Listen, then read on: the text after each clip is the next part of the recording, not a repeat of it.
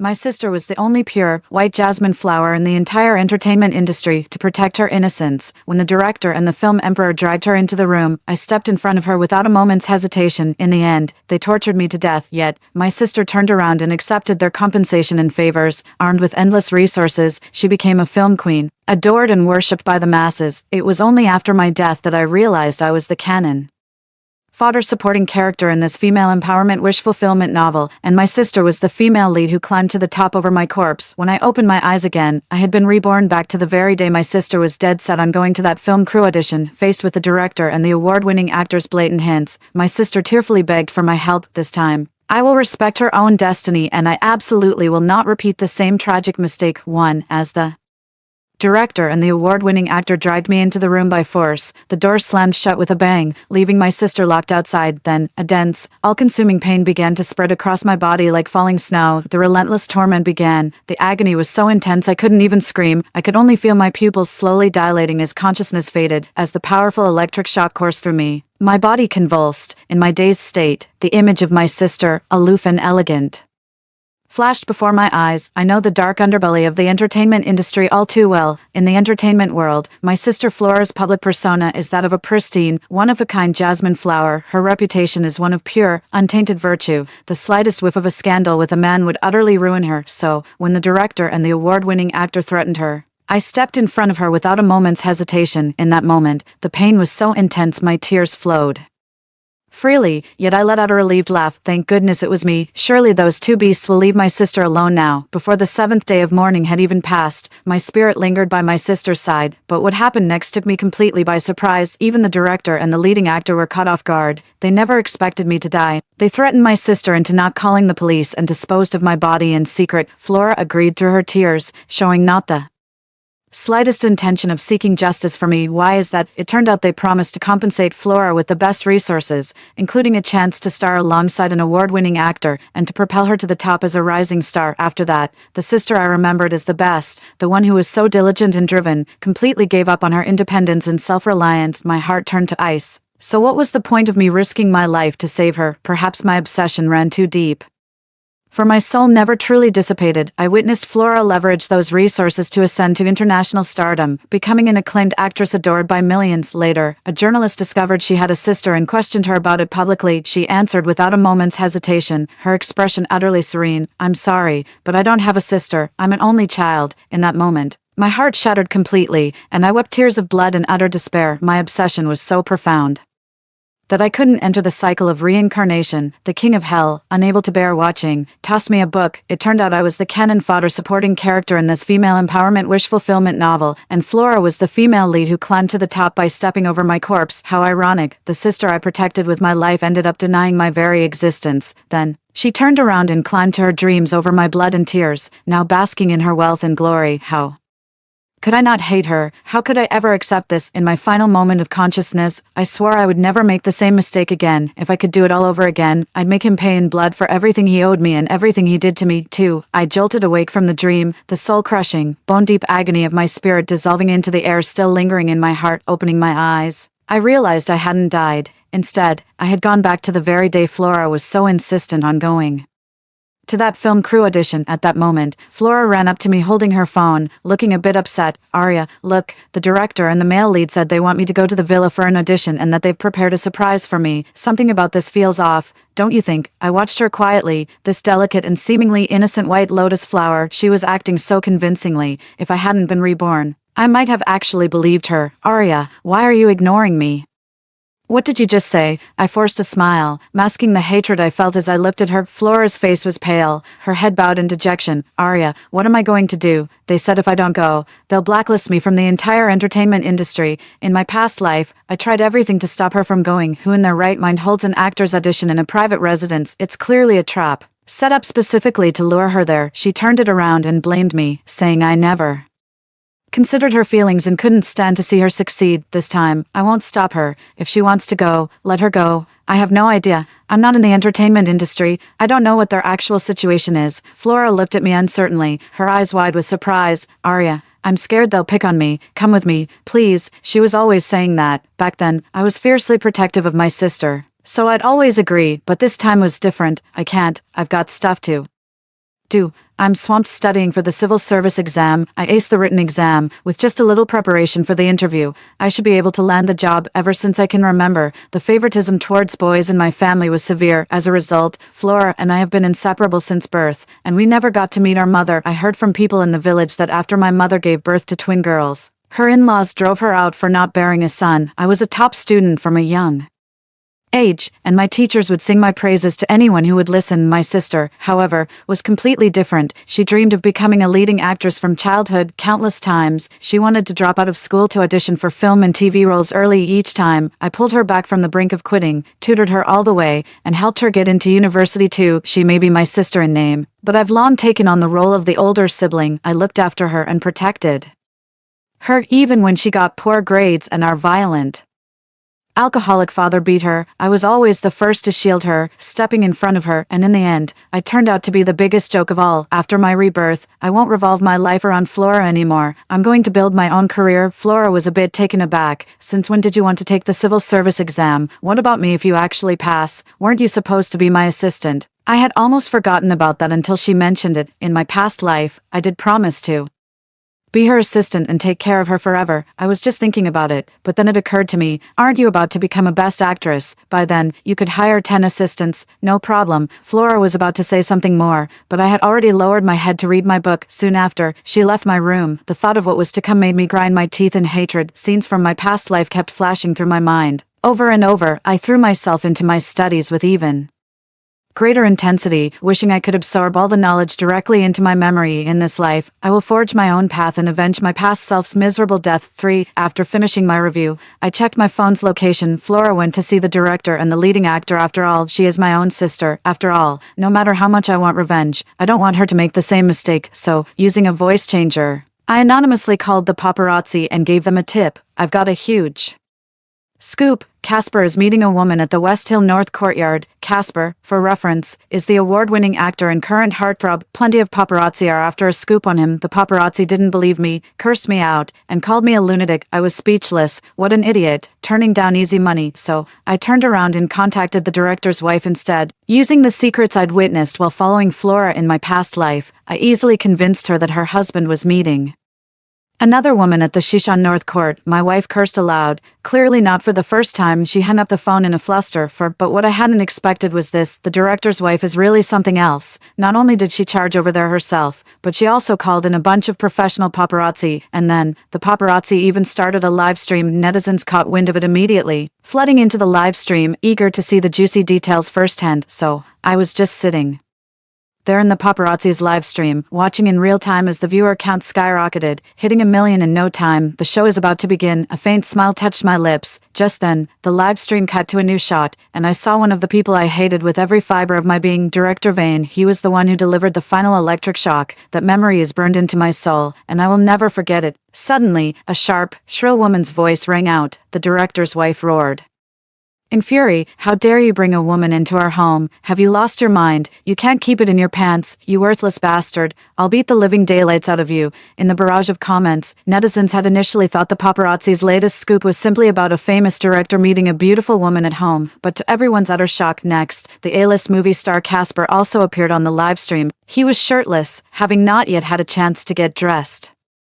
Netizens instantly went wild, all speculating about who the female lead could possibly be. In the next instant, the live broadcast cut to another shot. Instantly, the entire internet was sent into an uproar, and I, utterly stunned, shot up from my seat. How could this be? The female lead's face was actually 5. It's not Flora, it's her agent, Lilith. Unbelievable. How could it be her, in their past life? Flora and Lilith were as close as real sisters, but it was Flora in the past life. Why has it suddenly become Lilith? Where exactly did things go wrong? I slumped into the chair, my mind flooded with visions of Flora and Lilith together after I'd become a ghost. This Lilith wasn't just Flora's agent, she was her closest confidant. I didn't dare make another move for now. Something seemed different from my past life. 6. Thankfully, this didn't affect the overall outcome. It caused a massive uproar across the entire internet, becoming a hot topic. #Casper spotted on secret date with famous director and Renowned, stunning agent #, Casper's reputation crashes and burns #, the true identity of the director's wife, Selena #, Vane gets beaten up by his wife Weibo is flooded with the drama surrounding these three. Casper's studio issued an urgent statement. They're desperately trying to spin it as Casper making a sacrifice for his art, claiming he was just discussing the plot for his next project with the director. Meanwhile, Flora's agent, Lilith, just happened to be there for a business meeting. It wasn't at all what everyone saw in the live stream. I'm absolutely disgusted. What a noble sacrifice for art that was. They're really going all out to cover for Casper. It was already proven live on stream, yet they're trying to flip the script and force this dedicated, hardworking persona on him. As for Lilith, she also issued a timely statement. She clearly stated that her visit to the villa was solely to arrange work for the actress under her management. Flora has been confirmed as the female lead in Vane's next project, so the claims made during the live stream are false. Netizens were skeptical of this explanation. Some users quickly dug up Lilith's old Weibo posts. She loved posting about female independence and self-reliance on Weibo. No, any past declaration of self-empowerment she made is sure to be mocked by netizens. Oh, look at you. Did you sleep your way into that job? An independent woman, are you? If you're just relying on a man, then don't post about topics like this. Pathetic, just as disgusting as Casper and Vane. Sis, don't listen to them. Brother Casper already explained everything, but these online trolls just won't believe it. I believe in you, sis, supporting you forever. Reading this comment makes me want to jump through the screen and crack her head open to see if it's filled with mush. Meanwhile, director Vane still hasn't posted a statement on Weibo. He's probably getting an earful from his wife right now. If I remember correctly, his wife is quite the formidable character herself. This whole situation has been incredibly cathartic for me. The acclaimed actor Casper's reputation was tarnished, and director Vane was publicly assaulted, yet it was Lilith who ended up taking the fall for Flora. Strangely enough, despite not being present, Flora inexplicably cleared her name of all suspicion and even landed the female lead role in the play. Even though I knew Flora's true character, seeing her avoid the tragic fate I suffered in my past life, I couldn't help but feel a flicker of relief. I suppose it's because the only thing left between us is our blood relation. 7. When Flora came home again, I heard her shouting my name and making all sorts of commotion, but I felt completely unmoved. My mind focused solely on studying. It was Flora, instead, who showed her usual icy demeanor. The moment she saw me, her eyes welled up with tears. A smile broke through on her delicate face as she ran towards me, laughing and crying all at once. Confused, I instinctively furrowed my brow, completely ignoring my reaction. Flora rushed over and wrapped me in a tight embrace. She buried her face in my shoulder. Soon, I felt a warm, damp sensation on my neck, as if tears were falling. She was crying, her voice choked with sobs as she kept calling my name, utterly overwhelmed. Arya, it's wonderful. I finally did it. My body went rigid. I raised my hand, letting it hover in midair, but in the end, I held back and didn't pat her back to offer comfort. In these years of drifting like a lost soul, I've long forgotten what the warmth of family even feels like. My heart has died. All that's left is an empty shell. I sighed and took a step back. Flora wiped her tears, a strange smile appearing on her face. What are you crying for? Aren't you happy you got the lead role? Flora shook her head, her eyes meeting mine, unusually bright. I'm crying because I'm so happy. If it were the old me, I would have been just as excited for her when I heard she got the part, but now, I see everything clearly. I'm no longer the fool I was in my past life. No wonder she's so thrilled. She must have landed the role. Seeing my indifferent attitude, devoid of any excitement or joy, Flora's expression froze, becoming visibly strange. She stared at me intently, her words measured and deliberate as she spoke. Arya, aren't you happy for me? You're acting so strange today. As her voice trailed off, I turned and met her gaze. Those profoundly dark eyes, they held a deep, searching intensity. My heart gave a violent jolt. I quickly turned around and sat down at the dining table. The image of her walking with Vane in our past life kept replaying in my mind. In that past life, she stopped at nothing to get what she wanted. Is she really going down that same path again? I forced a stiff smile. Of course I'm happy. How could I not be? Isn't this what you've been waiting for? I'm sure you'll be crowned best actress in no time. Just like in our past life, you'll climb to the top over my corpse to become the award-winning actress you've always dreamed of being. 9. I found myself wanting to put more distance between Flora and me, but that night, she suddenly came running into my room. Clutching her blanket, I put down my book and asked, utterly bewildered, What are you doing? Ignoring my question, Flora very matter-of-factly sat down on the edge of my bed. She told me to scooch over, claimed half the bed for herself, and flopped down spread-eagled me. Arya, I want to sleep with you tonight.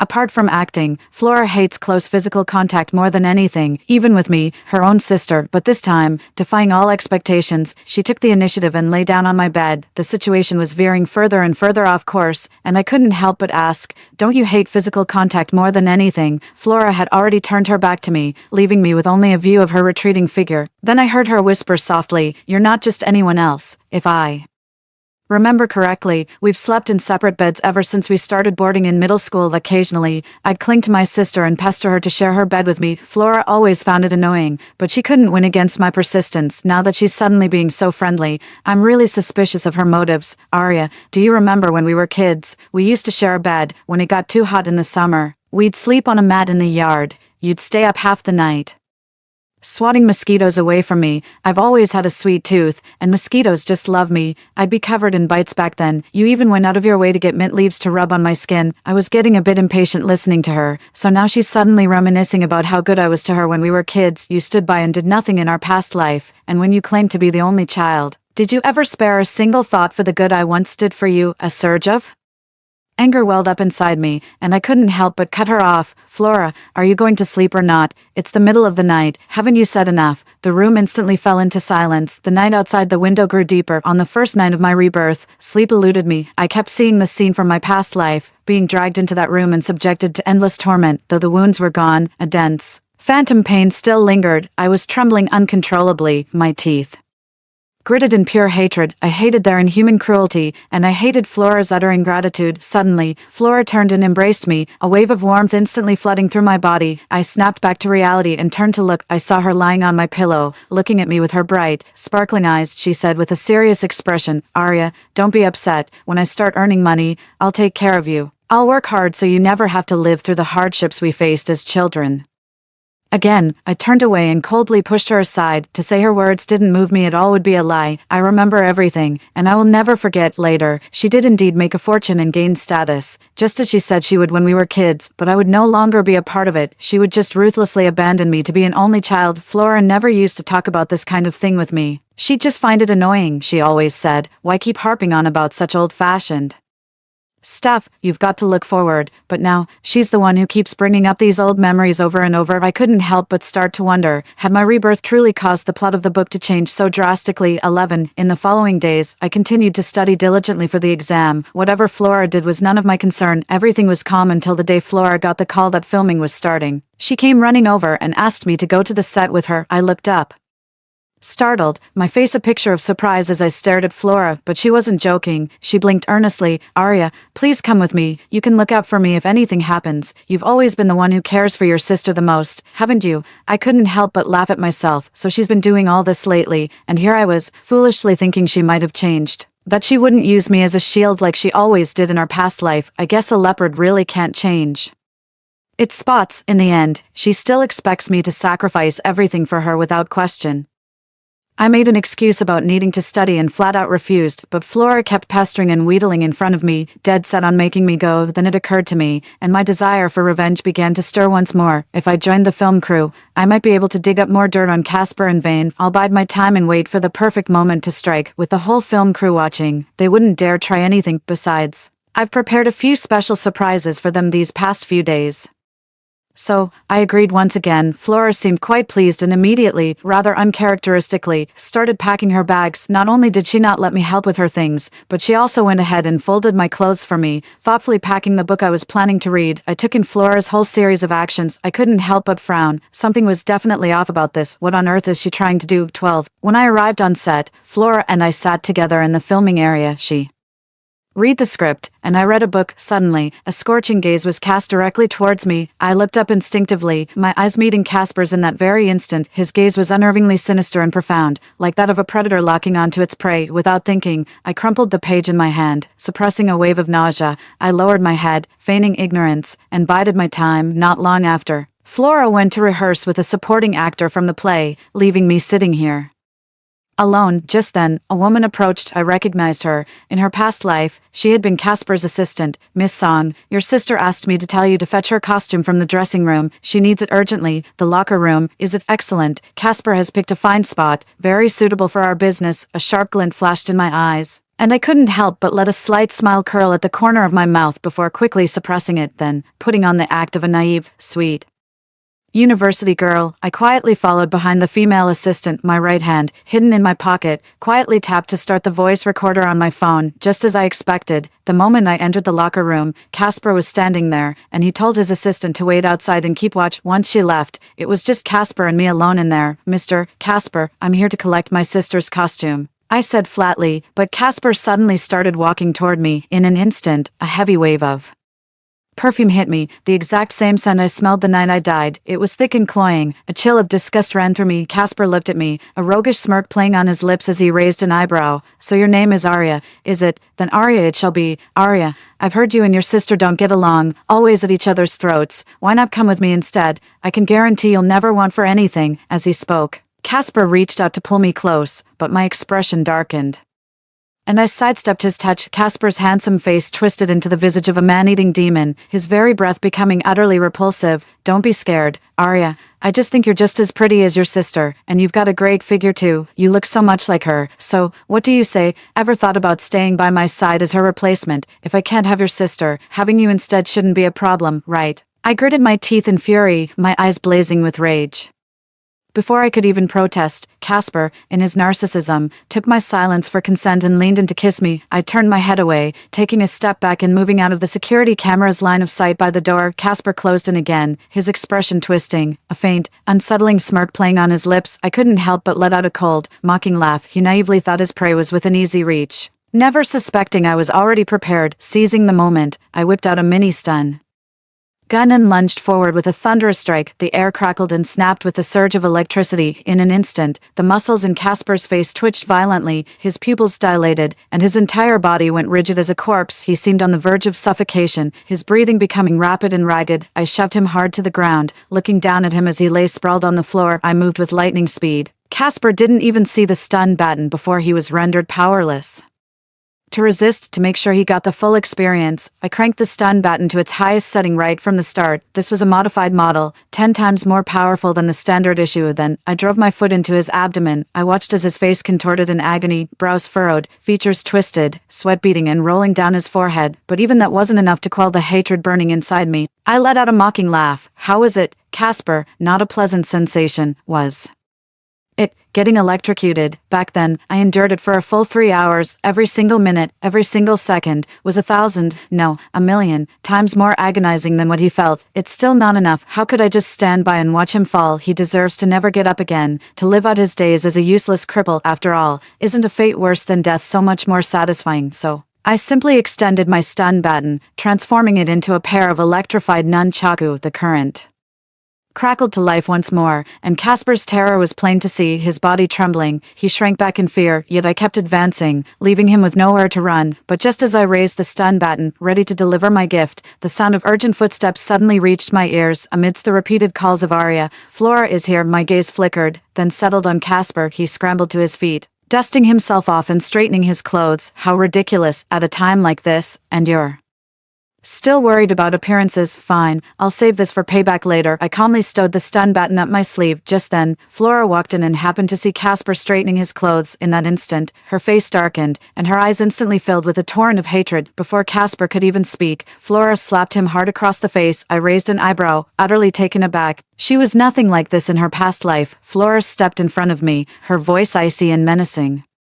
As she glared at him, "Casper, if you lay a single finger on her, I swear I'll ruin you. I'll spend everything I have to see you destroyed. Don't you dare test me." I stared at Flora in utter disbelief. A wave of warmth surged through me, washing away the violent rage I'd felt moments before, leaving only stunned shock in its wake. In that moment, a pang of bitterness welled up in my heart, or perhaps it was doubt, shock, but more than anything, a flustered helplessness at her desperate defense.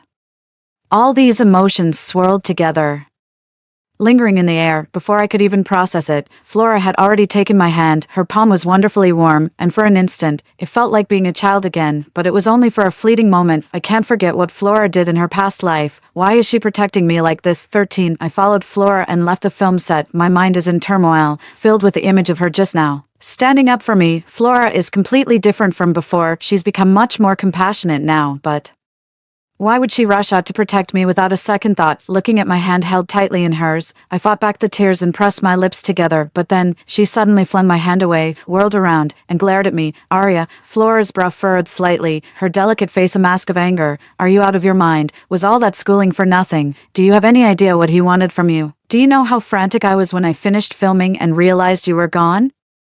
That sounds strangely familiar. It was exactly what I'd said to scold her in my past life. Now, she really does seem like an older sister. I may be done meddling in Flora's affairs, but I'm not letting Casper and Vane off the hook, so I sent the recording straight to Flora. Only then did her anger subside, and she said I wasn't a complete idiot. 14. In the days that followed, Flora stopped letting me accompany her to the film set. She was worried Casper might target me, so she told me to stay home and not go wandering off. As for herself, she settled into a strict routine of shuttling between just 2 locations. That evening, she had barely settled in at home when her assistant called. She put the call on speakerphone, so I could clearly hear what her assistant was saying over the phone. Her assistant urgently instructed her to head to the hotel immediately for a crucial production meeting. After hanging up, Flora quickly changed her clothes and rushed out the door. Soon, silence settled back into the room. By the time I finished studying and stepped back out, the sky had already darkened without my noticing. It's been dark for so long, and Flora still isn't back. What kind of seminar lasts for hours? It suddenly occurred to me that when it comes to the plot, Vane is a man of his word. How could they possibly call everyone for a script meeting this late, after filming has already started? Flora's been with the crew for a while now. How could she not know? I'm not sure if she went there on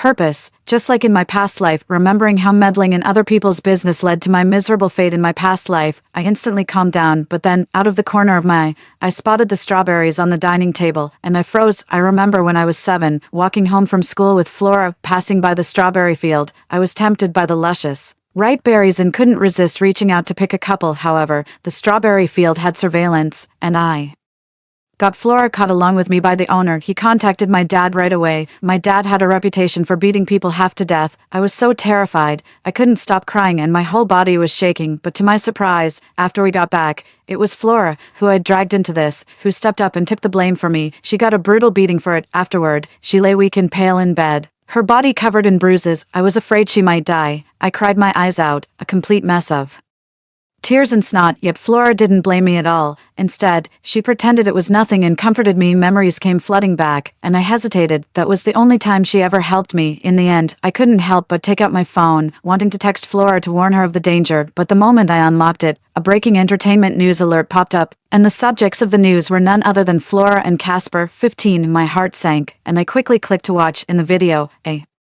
swarm of reporters was crowded outside the hotel room door, surrounding Flora and Casper. On camera, Casper looked panicked, hiding behind Flora. As if struck by a thought, he turned to face the camera again. It's her. Casper reached out, pointing directly at Flora. She seduced me. She lured me to the hotel on purpose. Flora, you think you're some pure, innocent girl. I think you're anything but innocent. You'd do anything to get ahead. Clearly, just like in his past life, this person held a grudge and sought revenge. He's deliberately turning the tables and trying to drag Flora down right now. Flora's status and fame are nowhere near his level. His claim that she set up the whole thing to get close to him for clout sounds perfectly plausible. If she can't refute this, it'll be like Casper just delivered the smoking gun right then and there. Not only would her career in the entertainment industry be over, but she'd even get called a scheming woman by strangers on the street. Yet Flora faced the cameras with composure, her expression resolute as she urged everyone to check her Weibo. She released the evidence. It turned out to be the WeChat chat logs from that day at Shishanbaiyuan, where he and the director had threatened her. What's more,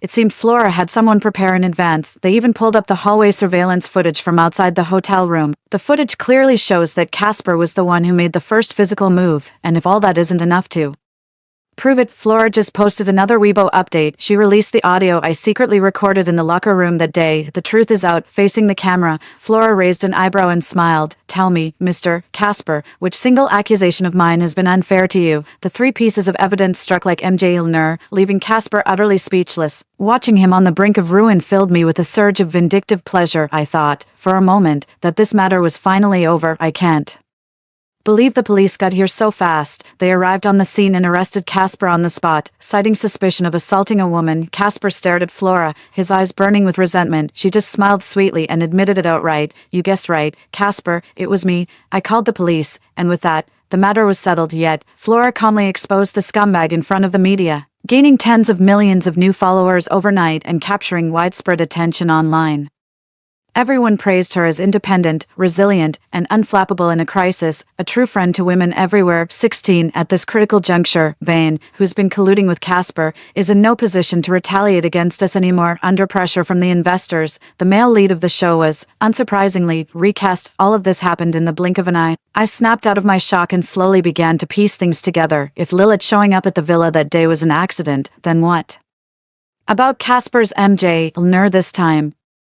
Could that be an accident too? No, absolutely not. Flora has completely changed, as if she's been possessed, or could it be that she's been reborn too? I covered my mouth in shock, utterly unable to believe it, but even if she has been reborn and wants to make it up to me in this life, so what? I will never forget, and I will never forgive the things she did after my death in our past life. Nor the words she spoke from that awards podium. 17 I kept my doubts to myself and didn't ask her in the days that followed. Flora's career in the entertainment industry really took off through relentless effort. I finally aced the exam, securing the top spot and landing my dream opportunity. It was like adding another layer of armor to my path of vengeance. On the day the results came out, Flora dragged me to a restaurant to celebrate, and for once, I didn't turn her down. She's been busy lately, and I've been swamped with exams. It had been ages since we last sat down for a meal together in the restaurant. Flora was clearly delighted, even though she didn't support my decision to take the civil service exam at first. She now smiled with genuine relief. Arya, congratulations on passing the exam. I'm truly happy for you, for stepping onto a bright and promising path. You mustn't get bogged down in the murky waters of the entertainment industry like I did, ending up covered in filth.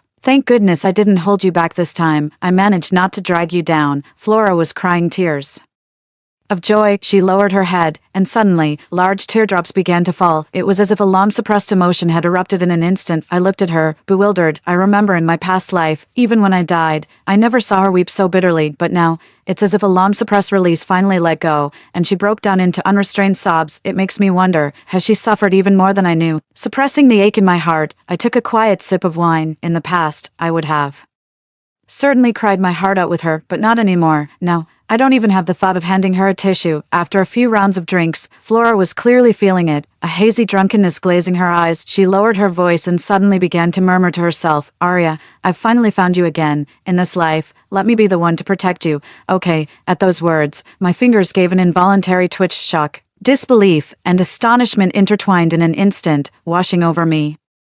Since my rebirth, I hadn't experienced such a powerful surge of emotion. Even so, I couldn't hide my shock upon hearing those words. So, Flora really was reborn as well. That means everything she's done these past few days was deliberate. I didn't speak, and for some reason, I completely lost my appetite. Flora held me tight, sobbing uncontrollably. Arya, I miss you so much, sister, every night. I jolt awake from dreams where you're crying, demanding to know why I haven't sought revenge, why I gave up on you. So, why is that? I looked into Flora's tear-filled eyes. My emotions spiraled out of control, a deep, suppressed anguish welling up inside, causing a constant, throbbing ache. Her sobs grew even more intense. I sighed and helped her out the door. As luck would have it, we ran into Vane and his band of troublemakers the moment we stepped into the hallway. His eyes lit up the instant he saw Flora, dazed and slumped in my arms. Arya, your sister looks drunk. Let me give you two a ride home.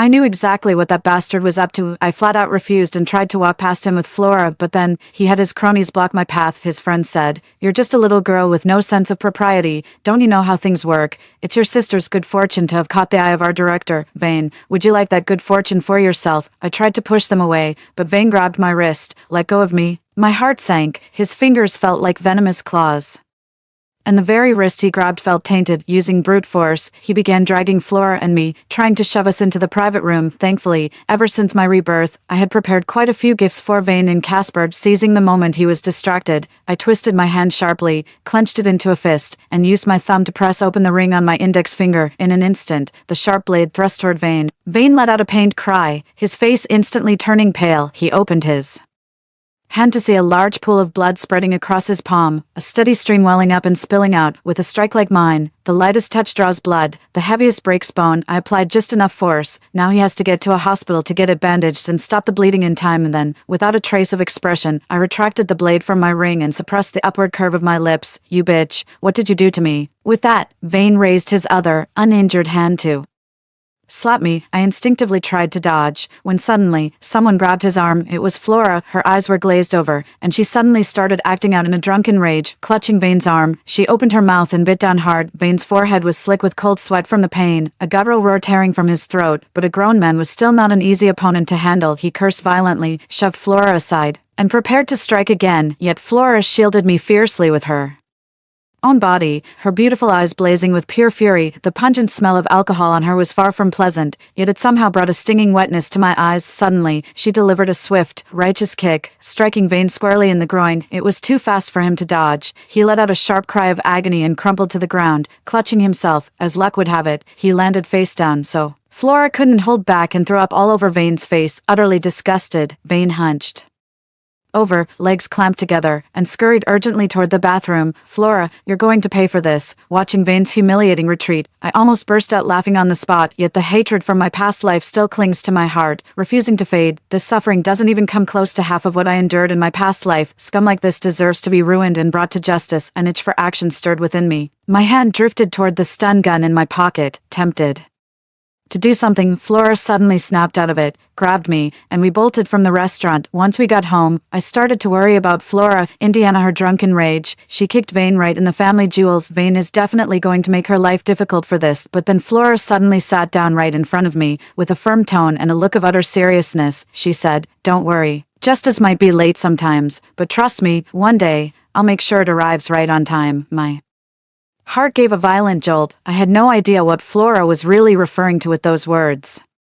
In this life, she will make sure Vane and Casper face the same punishment, or is she implying that in my past life, after my soul scattered and she achieved fame and fortune, she finally let belated justice have its day? 18 that night, I tossed and turned, my dreams a kaleidoscope of bizarre and fantastical scenes. This is truly a page-turner. The plot doesn't let you catch your breath. Early the next morning, I saw it trending on Weibo. Just as expected, Vane made his move. Vane had the paparazzi release the footage of Flora's meltdown in the restaurant corridor last night, where she was hitting and biting people. The footage was edited to cut out the part where he was the first to get physical, trying to drag them into a private room and then having his cronies block their way, looking only at the latter part of the video. It makes Vane appear to be the victim instead. He then had the audacity to release a medical injury report. Immediately after, he posted a statement on Weibo, claiming that Flora has a mental illness and is completely unfit to be an actress in the entertainment industry. Vane, a renowned director, took the lead in the boycott, which quickly gained traction as several famous actors and other directors joined in by reposting his stance. Despite the buzz Flora generated recently, she remains a third-tier celebrity. For seasoned veterans like them,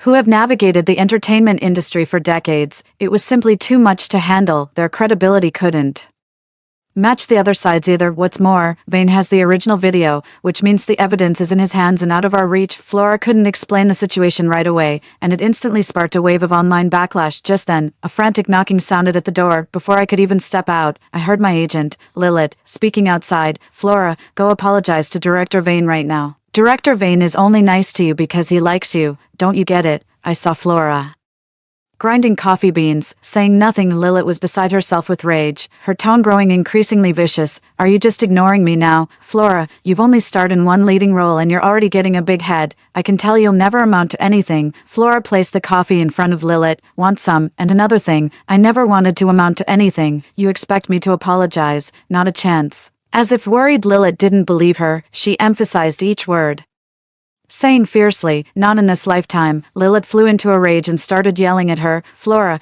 who do you think you are? Stop playing the innocent little flower with me." "Fine, don't apologize. The company has no use for someone who provides no value. I am hereby notifying you, on behalf of the company, that your contract is terminated." My heart sank. This was my sister's greatest passion. How could she bear to watch her budding career be destroyed in an instant? And yet, she actually agreed. After Lilith stormed off, I came out of the room. I was a little worried and was just about to comfort her, but when Flora saw me, she suddenly smiled and ended up comforting me instead. She declared with unwavering conviction, "It's fine. The dream has already been fulfilled. Honestly, I've come to realize that being a film queen isn't all it's cracked up to be. This is the perfect chance for me to step away from the entertainment industry, so what if it's an ordinary life, from now on, as long As we sisters are healthy and happy, that's all that matters. She walked over, her eyes rimmed with red, and hugged me. Arya, in this life, I've decided not to marry or have children. I just want to live out my days depending on you. I lowered my head, tears falling silently, yet the resentment in my heart had already mostly faded away, except for one thing, that in her past life, she claimed to be an only child in an interview. That sentence pierced my heart like a thorn, but even if I don't help Flora, I will never let the one who killed me in my past life get away with it. So, next, I forced myself to watch all of Vane's works over the years. Despite the disgust, I identified the common threads and listed them together. You won't believe it until you see it, and then it'll shock you. His works are filled with nothing but attacks on and the suppression of women. The women in them are merely tools for bearing children, and only sons at that. Daughters could be thrown into a well and left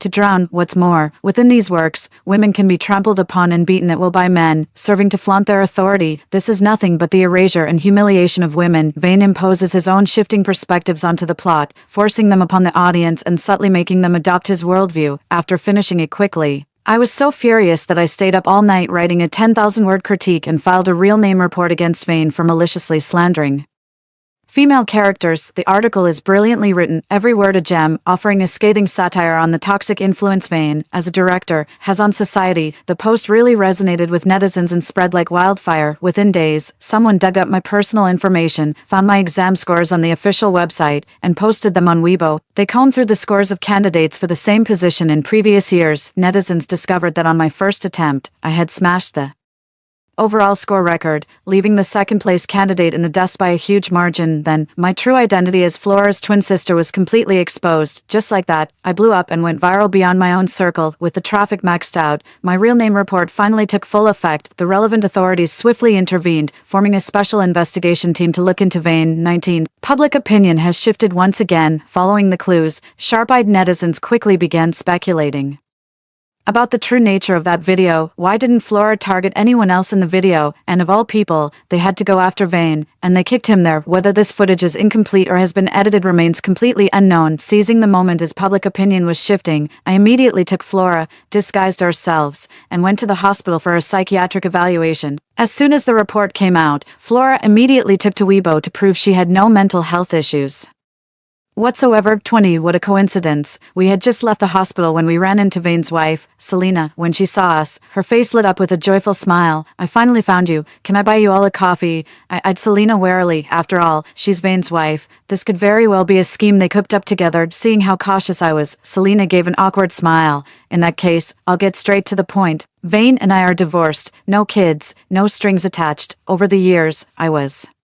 mostly aware of the outrageous things he got up to outside.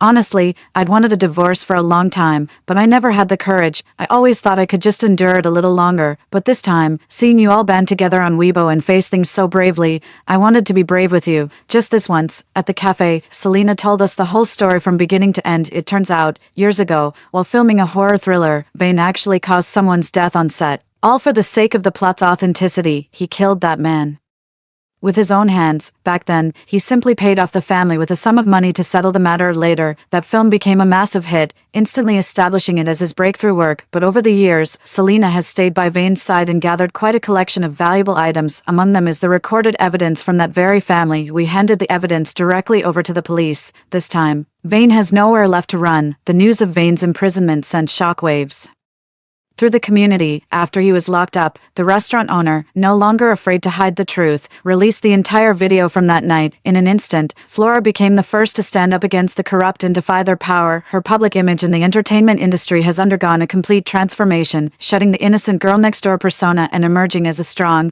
independent female lead. Almost overnight, Flora even began receiving invitations to audition for international film roles, opportunities she had never encountered in her previous life. 21. That night, to my surprise, I had a dream. In the dream, I was back in that pitch-black little room from my past life, but this time, I was merely an onlooker. The ones being tormented inside had somehow become Vane and Casper, covered in wounds. They lay sprawled on the ground like beaten dogs, staring toward the doorway and begging for mercy, their bodies slick with blood. I turned to follow their gaze, only to lock eyes with a pair that were weathered by time yet brimming with a savage ferocity. It was Flora from my past life. She was directing the bodyguards beside her to attack, determined to make them suffer a thousandfold the agony I felt before my death. In that instant, I stood frozen in shock, a tidal wave of emotion crashing within me. So, in her past life, The very first thing she did after achieving fame and success was to avenge me. The dream ended abruptly. The moment I woke up, I rushed to Flora's room, my heart pounding with anxiety, ready to blurt out the question and get to the bottom of it, but right then, I saw her on the phone, her face etched with grave seriousness. I swallowed all the questions I wanted to ask and changed the subject. Sis, is something wrong? Flora hesitated for a moment. She lifted her gaze, her eyes flickering with complex emotions, and murmured softly, Arya, someone has come to me for help. She reminds me so much of myself back then, when I was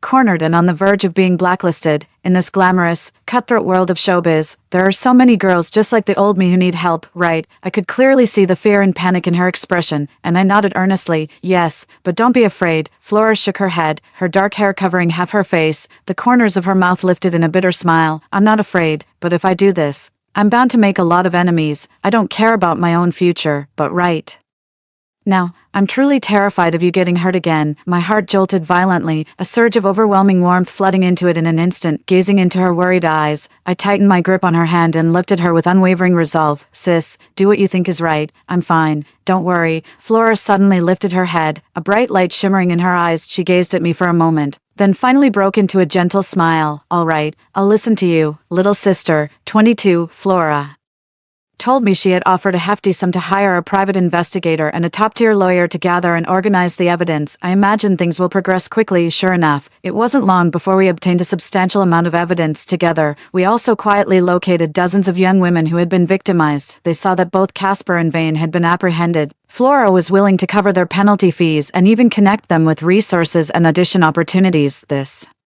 allowed them to start as extras, pursue their acting dreams, and get on the right path. Eventually, several of the young women came forward, one after another, willing to testify in court. With that, both witness testimony and physical evidence were in place. Flora took her former agent, Lilith, once considered her best friend, straight to court. Furious, Lilith ignored the judge's gaze in the courtroom and shouted abuse at Flora. You ungrateful wretch, who is it that brought you into this world and gave you a life of luxury? Now that you're famous, you just kick me to the curb. Is that any way to treat someone? Flora, hearing the accusation, Flora's face darkened with humiliation, yet she chose to bite her tongue and remain silent. Seeing her like this, it reminded me of the past. Lilith did help Flora with some things back then, but I couldn't take it anymore. Her sheer audacity was infuriating. I tossed the evidence right in front of her, a cold smirk playing on my lips. Lilith, why don't you take a good look at what you've done all these years? You used your fame in the entertainment industry to lure those innocent girls into your trap, still parading that independent woman label on Weibo, just to lure in all these girls with starry-eyed dreams.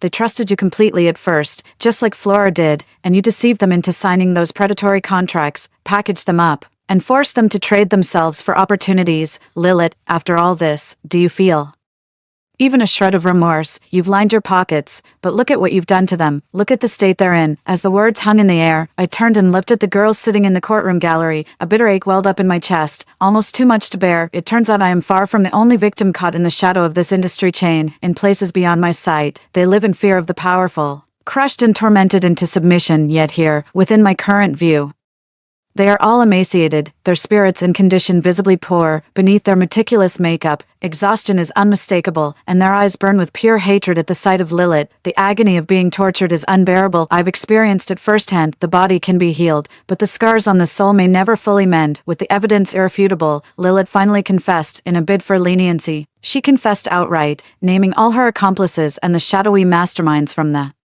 entertainment industry behind the operation. Everyone involved in this illicit chain will be apprehended today. I believe that justice is inescapable. Criminals will ultimately face the consequences of their actions. Justice may be delayed, but it is never denied. 23. The moment I stepped out of the courtroom, I finally understood the truth. It turns out that in the beginning, it wasn't Flora who actively sought out Vane and Casper for resources at all. It was Lilith who, behind her back, signed that predatory contract, tricking the inexperienced girl into the whole mess. The clouds have finally parted. I turned to look, and the last figure to emerge was none other than the plaintiff, Flora. Under the sunlight, she walked out of the courtroom with unwavering resolve, yet, in that very moment, I felt she shone even brighter than the blazing sun overhead. With a relieved smile, I opened my arms and held her tightly. Sis, isn't it time to go home for dinner? Past life, sister's side story. The moment the door slammed shut, a Terror like I had never known before swept through me like a tornado. I pounded on the door like a madman, but the people inside might as well have been deaf for all the response I got. The door was specially made, with unnervingly good soundproofing, inside the villa. The silence was terrifying. I snapped to the realization that I needed to call for help, even the police, and began frantically patting myself down for my phone. But when I pulled it out, there was no signal at all. It was clear Vane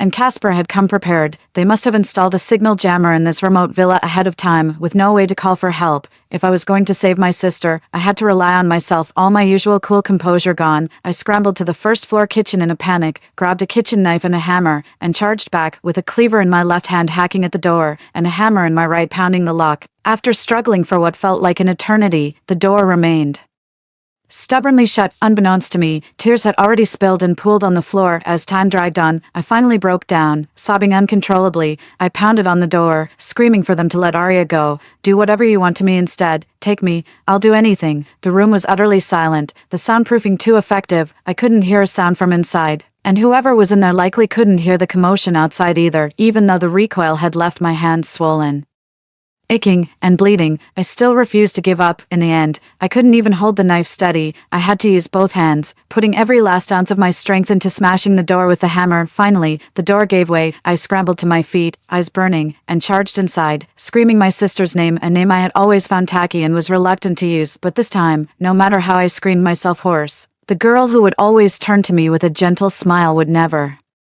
answer again. She lay still on the ground, her white dress purer than an angel's, now stained with great, blossoming splashes of crimson. The blinding crimson seared my eyes. I can't bear to imagine the agony my precious little sister must have endured in her final moments, the sister who was so sensitive to pain that even a simple fall in the vegetable patch would leave her in tears for hours. All of that suffering was meant for me. I was blinded by ambition, foolishly obsessed with landing that role from the audition, and walked right into Lilith's trap. In the end, they lost the most precious treasure of all. Meanwhile, the two culprits seemed oblivious to the fact that Arya had already lost her life. They naively believed she had simply fainted, overwhelmed and unable to cope. Standing nearby, the two men brazenly compared Arya to the other girls, occasionally letting out lewd chuckles. My vision is clouded with crimson rage, a seething hatred that churns within me. In this moment, no one understands the depth of my desire to take this cleaver and hack these beasts into 1,000 pieces. How I long to flay them, to tear them apart sinew from bone, and make them taste a pain 100 times greater than Arya's final agony. But as I am now, I am utterly powerless to do it. Exhausted from chopping down the door, facing two grown men, my attempt would be as futile as an egg striking a rock. Not only would I fail, but I'd likely be overpowered by the two of them working together. In that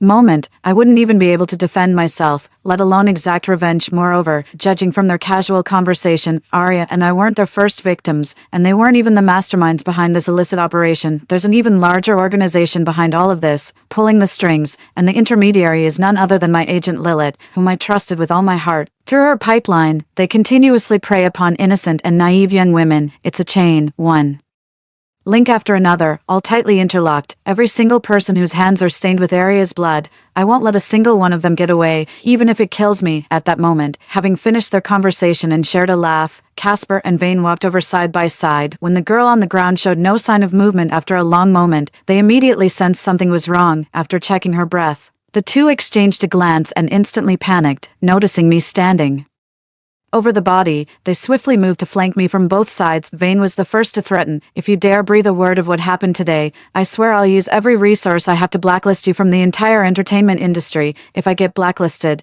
I'll be reduced to an ordinary person with no leverage left, completely at the mercy of others." No, absolutely not. At that moment, I forced the hatred deep down into the pit of my stomach. Lifting my head again, I summoned every ounce of my acting skills, a perfect blend of shock and delight. Perfect. That human shield is finally gone. Director Vane, let me tell you, I was just about sick to death of her. That was my twin sister. Lilith warned me before. She looks too much like me. Netizens could easily dig her up, steal my spotlight, and expose my dirty laundry. Now that nuisance is finally out of the picture, Director Vane, Brother Casper, don't you worry. I wanted her gone more than anything. My lips are sealed. I promise, I said, feigning utter delight. They exchanged a glance, clearly skeptical, to endure hardship for future revenge. My heart ached as if bleeding, yet I pressed on with my demands. I don't ask for much. I just need Director Vane and Brother Casper to help me obtain a few things I want. I raised an eyebrow and gave a slight smile. So from now on, we're in this together. Just make sure the physical evidence is taken care of, and help me get my household registration sorted. From now on, I Flora will be an only child. Hearing this, Vane and Casper finally relaxed and smiled with satisfaction. Casper gave a sinister smile. As long as you're smart and obedient, whatever you want, we'll help you get it. And so began my 5 years of grueling, self-imposed hardship. With Vane and Casper funneling resources my way, I skyrocketed from a fresh-faced ingenue known for her looks and persona to a leading lady in television, and finally ascended to become a bona fide movie star. My fans praised my natural talent and my deeply nuanced performances. No one knew about the countless nights I spent rehearsing and refining my craft, over and over again. Every time I faced setbacks, endured inhuman treatment, and felt on the verge of giving up, I would look in the mirror. In the reflection, that stunningly beautiful face looked exactly like hers. After making money, I offered a hefty sum to secretly hire a private investigator to gather the evidence I needed. I went to great lengths, concealing pinhole cameras in a brooch behind a button, and within a hair accessory. Thanks to my masterful acting, Vane, Casper, and Lilith all came to trust me more and more. By the third year, they finally felt bold enough to add me to their WeChat group, where they unabashedly asked me to introduce them to pretty girls to gather evidence. I even sent in 2 girls who looked perfectly sweet and innocent, starting with Lilith's circle, to infiltrate the group. In the end, one of them risked everything to capture irrefutable proof with a pinhole camera. By the 4th year, I had become a heavyweight best actress in the domestic film industry, but compared to director Vane, my resources and connections still fell short. All I could do was wait for those once victimized girls to find the courage to step forward and stand by my side. In just a few short years, I've been completely transformed. My cunning and methods are on a whole different level now. Finally, after pulling out all the stops, I managed to befriend Selena, Vane's wife. Over the course of a few months, I saw that she had a fierce sense of justice and had already grown to utterly despise Vane. In the end, I even convinced her to divorce that scumbag and take my side. That's when I realized she had another piece of evidence that could definitively take Vane down. We hit it off immediately and sprang into action, digging deeper and deeper into the truth until we reached the very bottom. Our goal was to ensure the mastermind and all those involved were rounded up in one fell swoop, with no chance of escape. I won't let this matter just simmer domestically. I want the whole world to take notice. So, without a moment's delay, I selected a film script whose plot was directly related to this incident. No matter the size of the investment, I was willing to give it my all in the performance. Finally, my hard work paid off. I did it with my acting. I propelled this film onto the international stage. In the film, I play a young model who was pushed to the absolute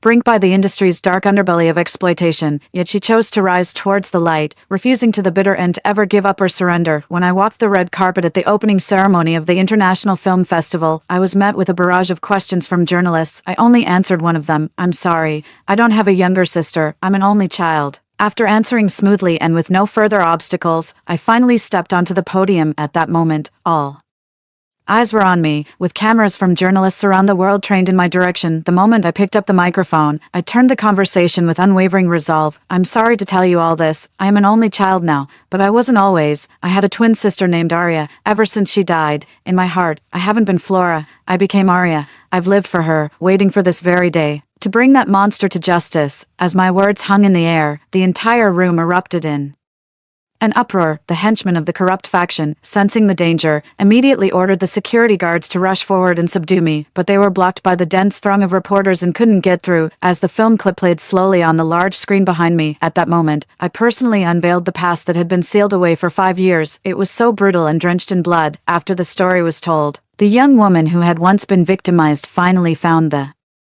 courage to step forward. They contacted me and expressed their willingness to testify in court. Meanwhile, Selena lived up to expectations and submitted all the evidence to the relevant authorities. With over a dozen leads, the evidence is overwhelming. Everyone connected to these matters was taken into custody. Casper and Vane were utterly disgraced. Before the police could arrive, the 2 of them teamed up and fled. However, they were intercepted by a squad of mercenaries I had hired from abroad. Without a second thought, I had them both taken to the very room where Arya died. I swore an oath that from that day forward, they would find life unbearable and death unattainable. Lilith and the mastermind behind it all were rounded up in one fell swoop, and they'll likely be rotting in prison for the rest of their lives. The day I finally got my revenge, I was diagnosed with severe depression. I then posted a statement on Weibo announcing my retirement from the industry and returned to my hometown. With my sister's ashes, that night, the rain poured down in torrents. In my dream, I hazily saw a mountain ablaze with wildflowers, yet in my eyes, none of it could compare to her smiling amidst the blossoms. I thought, if only heaven would grant me the chance to live my life over again, Arya. In our next life, I'll be the one to protect you with everything I have. And then, when I opened my eyes again, I had been reborn, transported back to the exact moment 5 years ago when I got into that taxi. Headed for Vane's villa in the suburbs, once the scales fell from my eyes, I decisively took out my phone, concocted an excuse to lure Lilith over, and called in a swarm of paparazzi. Arya, this time, it's my turn to protect you with everything I've got. Story 2, the day I was sent back to when my own mother sold me to human traffickers, I shut my mouth before a scream could escape. In my past life, my cries for help only earned me a decade of torment at her hands. Before my depressive leap from the building, I broke down and asked her one last time, why did you do this to me? Her contorted face was filled with pure hatred. Why? How dare you ask why? If it weren't for you, you little seductress, luring Alistair away, how could he have stopped loving me? Hearing her words, the tears and mucus on my face seemed to freeze in place. Alistair is my father. The next second, I burst into laughter. Haha. So the suffering I endured for 13 years was all for such an absurd reason. I leaned back and leaped from the rooftop. In this second chance at life, I climbed into the trafficker's van with a smile. My facial burns made me unsellable, so the traffickers decided to bury me alive. I was saved by a couple with disabilities. 1. In my past life, as I leaped from the rooftop, the last thing I saw was Lavinia's smiling eyes. To my surprise, when I opened my eyes again, I had returned to the day my own mother, Lavinia, sold me off. The human trafficker held me in his arms. Rushing across the street, a van was waiting for him.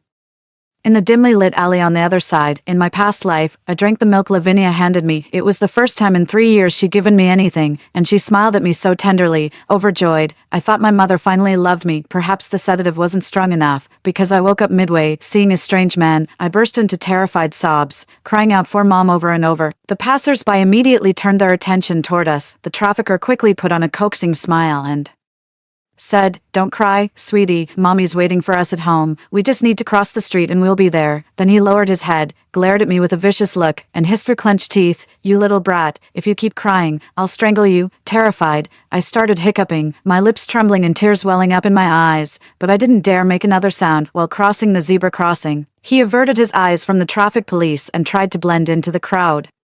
The moment I spotted the traffic police officer, I burst into tears to get his attention. In the end, I was taken home and got a beating from Lavinia. "Why did you have to scream? Why didn't you just go with the trafficker? Ha, ha. In this lifetime, I'll grant her wish." I tilted my head slightly and peered through half-closed eyes, spotting the traffic officer directing vehicles just as expected. I immediately shut my eyes and whispered inwardly, "Thank you." In my past life, Lavinia held me back, and I never even got to say thank you, too. The trafficker shoved me into the car, and the man in the driver's seat casually asked, "Hey Zhang, how's the merchandise this time? Haven't had a proper look yet." Old Zhang muttered under his breath as he casually yanked the mask off my face. The car fell into instant silence, then 2 sharp gasps rang out simultaneously. Oh my God, I thought I wouldn't care anymore. Yet a faint ache still crept through my heart. If old Zhang had seen my face earlier, he would have refused to take the job no matter what. I instinctively wanted to raise my hand to cover my face, but remembered I was supposed to be unconscious and had to force myself to stay still. A profound sense of sorrow washed over me, drowning me in its intensity. I'll never forget how Lavinia, with a smile, lured my 1-year-old self to toddle into the kitchen toward the pot of scalding hot water. I was in and out of the ICU 3 times. I heard my mother, Lavinia, cried until she fainted.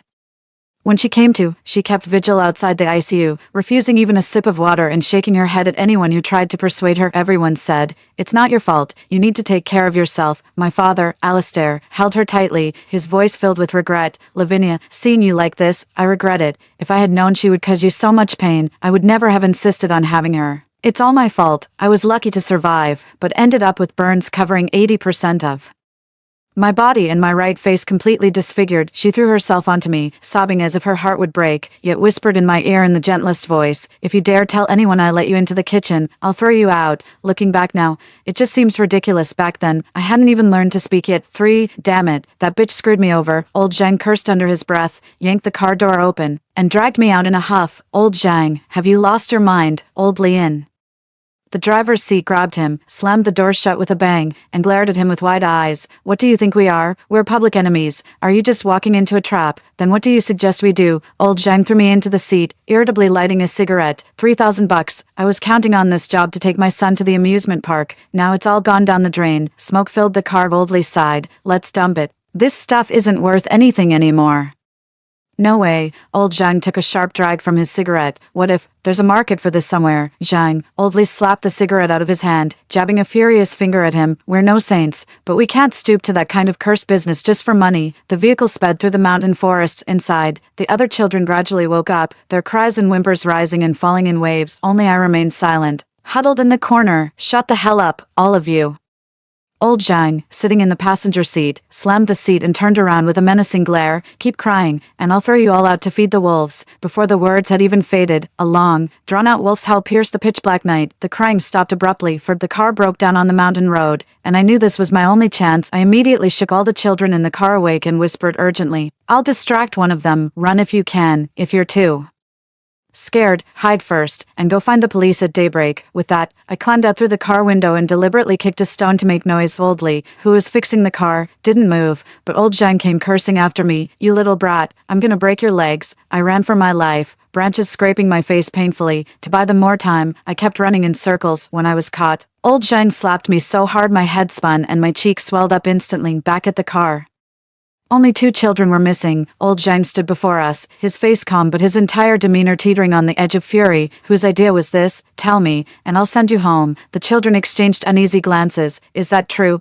A boy whispered. Of course. Old Zhang grinned. One less won't make a difference. The girl in patched clothes beside me suddenly furrowed her brow. Don't believe him. How can we trust a human traffickers? Before she could finish, old Zhang kicked out. I instinctively threw myself in front of her, and we were both sent flying several meters back. Shut your trap. Old Zhang turned around and continued his interrogation. Made up your mind yet? Finally, the boy who'd been questioned pointed a trembling finger at me. It was her. Old Zhang yanked me up by the collar and sneered. You made me lose $3,000, and I haven't even settled that with you yet. Now you're playing the hero. He slammed me onto the ground and stomped his foot hard on my knee. I clenched my teeth, refusing to make a sound. Think you're tough, huh? He raised his foot and brought it down hard. Crack. A searing pain widened out my vision, forcing me to curl up and scream in agony. See this clearly. Old Zhang's voice cut through the mountain night like ice. This is what happens to anyone who dares run again. 5. The vehicle pressed onward through the darkness. The number of children in the vehicle dwindled until only the patched-up girl, Aurora, and I remained. She was left behind because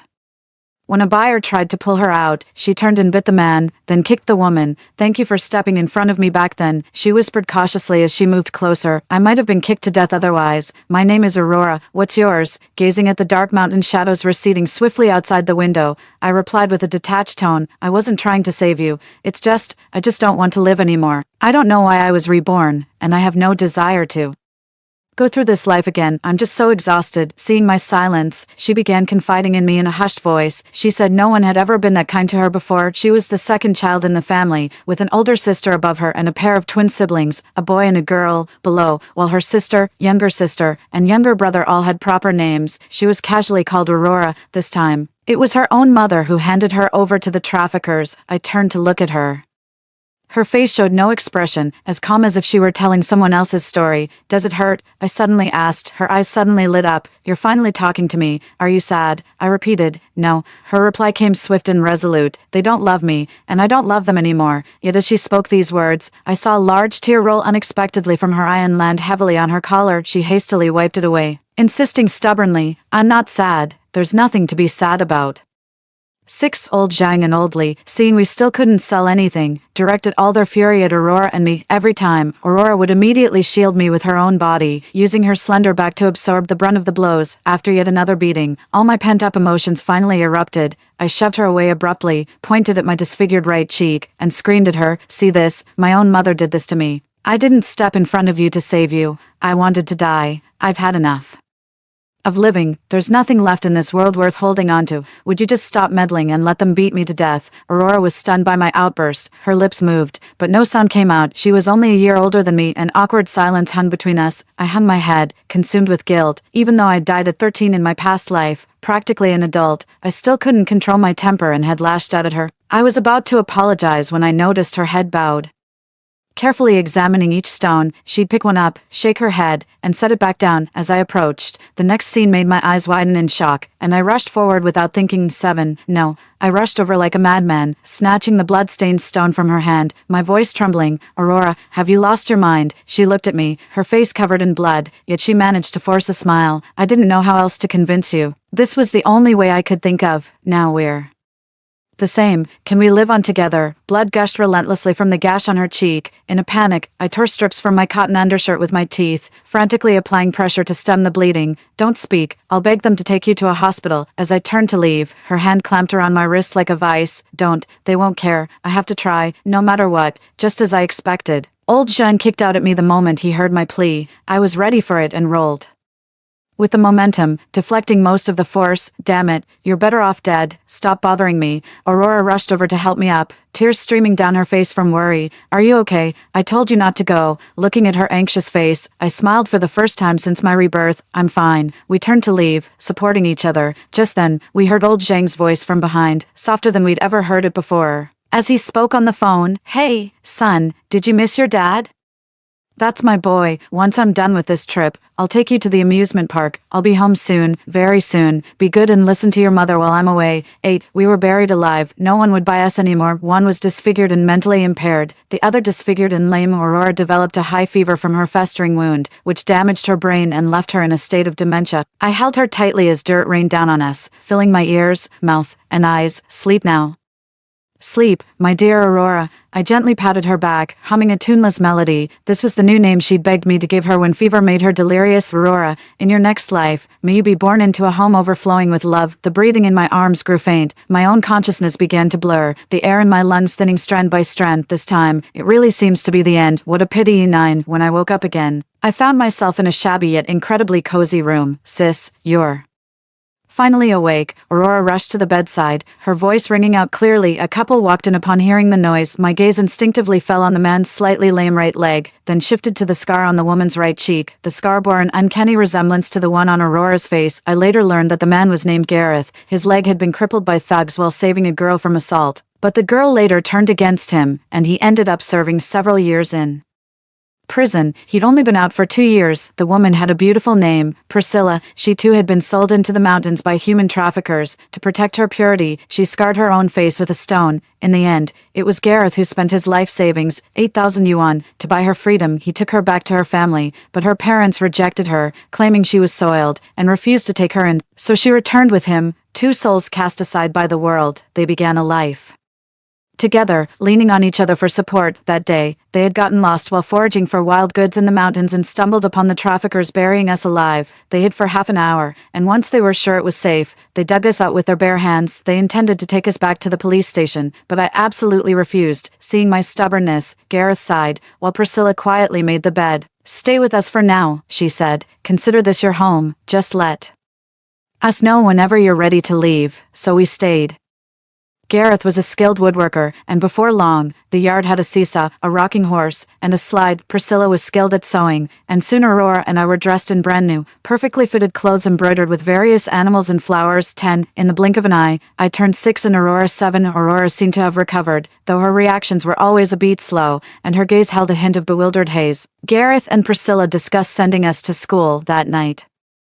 The memories I had deliberately buried came flooding back with their musty stench, swallowing me whole once more. I remembered being shoved into kindergarten by Lavinia when I was 4. The other children's strange looks made me feel completely out of place. I want to go home, but Lavinia's phone is never reachable. They call me ugly. None of them would play with me. Whenever another child tried to play with me, they'd say, "Don't play with the ugly one, or you'll turn ugly too." One day, I skipped school. I ran as fast as I could to my dad's company, desperate for his help. The office door was slightly ajar. I saw Dad pinning Auntie Secretary on the couch, doing something shameful. Auntie Secretary gasped, "Why are you so good to that ugly daughter of yours?" Dad's voice was muffled. "If I'm not nice to her, that lunatic Lavinia would pester me every day. When would I have time to come see you?" "I don't know what you ever saw in Lavinia." The secretary's voice dripped with sarcasm. "She actually gets jealous of you being good to your own daughter, always hitting or scolding the child. I suspect little Lyra's burn marks were her doing all along." "No way." Dad froze mid-motion. I pushed the door open right then and asked innocently, "Dad, are you done with your work?" 2 flustered faces turned toward me at once. In the car on our way home, he gently ruffled my hair and said, "Sweetie, this is our little secret. Let's not tell Mom, okay? I nodded hesitantly, unable to understand why I couldn't tell my mother. The next day, he transferred me to a new school, but sunlight couldn't reach the shadows. Everything I endured remained unchanged. 11. This lifetime feels truly different. The children's malice remained just as genuine and cutting. The taunt ugly freak never disappeared, but this time, the moment the words were spoken, Aurora's fists were already flying. She beat up every kid who insulted me until none dared say it to my face again. Time flew by, and suddenly it was the same day I had jumped from the rooftop in my past life. I sat alone atop the towering grain pile, gazing up at the same starry sky. Those putrid memories haven't haunted my dreams for a long time. I can almost still see it. Lavinia abandoning me in my high fever, dashing into the rain just to bring Alistair an umbrella. Alistair's last-minute call saying you wouldn't be home for dinner left me starving all evening. Then there were the birthday presents. Lavinia hysterically shredded while screaming, "You little bitch, why should anyone remember your birthday and forget mine?" But these memories are gradually fading, losing their vividness. They're being replaced by the image of Gareth grabbing the boy who insulted me, punching him hard, and growling, "Insult my daughter again, and I'll beat your whole family to a pulp." Every year without fail, Priscilla gives me birthday presents, from a single pencil to a tape recorder, all carefully arranged in my drawer. Aurora stood in front of me, shaking her fist and shouting, "Don't be scared, sis, I'll beat the crap out of them for you." As the night breeze blew, I sat on the haystack and suddenly realized that the hatred and pain that once consumed me had, without my noticing, been quietly replaced by this rough yet burning love. 12. The next morning, watching the two of them bustling by the stove, the words that had been circling in my heart for so long finally slipped out naturally. "Mom, Dad, I'm heading out." They paused for a moment, then smiles bloomed across their faces like sunshine. I stepped out the door, reached out my hand, and steadily caught the first rays of morning light spilling from the sky. This is my rebirth. I taught my dad to make short videos, documenting his woodworking and my mom sewing in their daily lives. At first, no one paid attention until a rich second generation challenged him online, demanding that Dad replicate an antique canopy bed from a noble lady's chamber. Dad buried himself in the work for a whole month. When that exquisitely crafted bed appeared in the video, the wealthy heir was genuinely impressed. He paid the full amount but insisted on leaving the bed with us. "This craftsmanship deserves to be seen by more people," he said. After that, my father's videos finally went viral. When the high school entrance exam results were released, I got accepted into the county's top high school. To my surprise, Aurora also received an acceptance letter as a student athlete, just like me. I never knew Aurora had such incredible athletic ability. It wasn't until that fitness test in 7th grade when the PE teacher made the surprising discovery this girl who always seemed a step behind in reactions could run like the wind. To be closer to us, Dad used the money he'd saved from making videos to buy a modest home in our county town. The sun shines bright. The road ahead is clear. 13. Another 3 years flew by in a flash. I was buried in the sea of Gauco exam questions, while Aurora, with legs fast enough to outrun fate, stepped into the national team on the day of farewell. At the platform, she held me tightly and cried her heart out. "Sis, you must come to Beijing to find me. You must." I stroked her soft hair and replied again and again, "Yes, I will definitely go." Watching her figure disappear at the ticket gate, a surge of warmth welled up in my eyes. A deep sense of guilt has always weighed on my heart. Aurora lost her beauty and suffered brain damage, all because she tried to comfort me. Though I vowed to care for her forever, what I truly longed for was to see her claim her own brilliant, radiant life. Now, through her own relentless effort, she's earned a spot on the national team. This joy fills me with a sincerity and happiness that surpasses even my own college acceptances. The night I saw her off, I dreamed of Aurora from a past life. In the dream, she was sold to her first family. At first, she had enough to eat and wear, but the moment her adoptive mother gave birth to her own child, Aurora became an unwelcome burden. Hunger and cold were her daily reality, but far more terrifying were her adoptive father's wandering hands and her adoptive mother's deliberate indifference. She tried to run away, but the mountains stretched endlessly, offering no escape. When someone went missing, the entire village would hunt them down with torches, like cornering prey. In her previous life, at 18, she made a final, desperate act, poisoning the entire village to accompany her in death.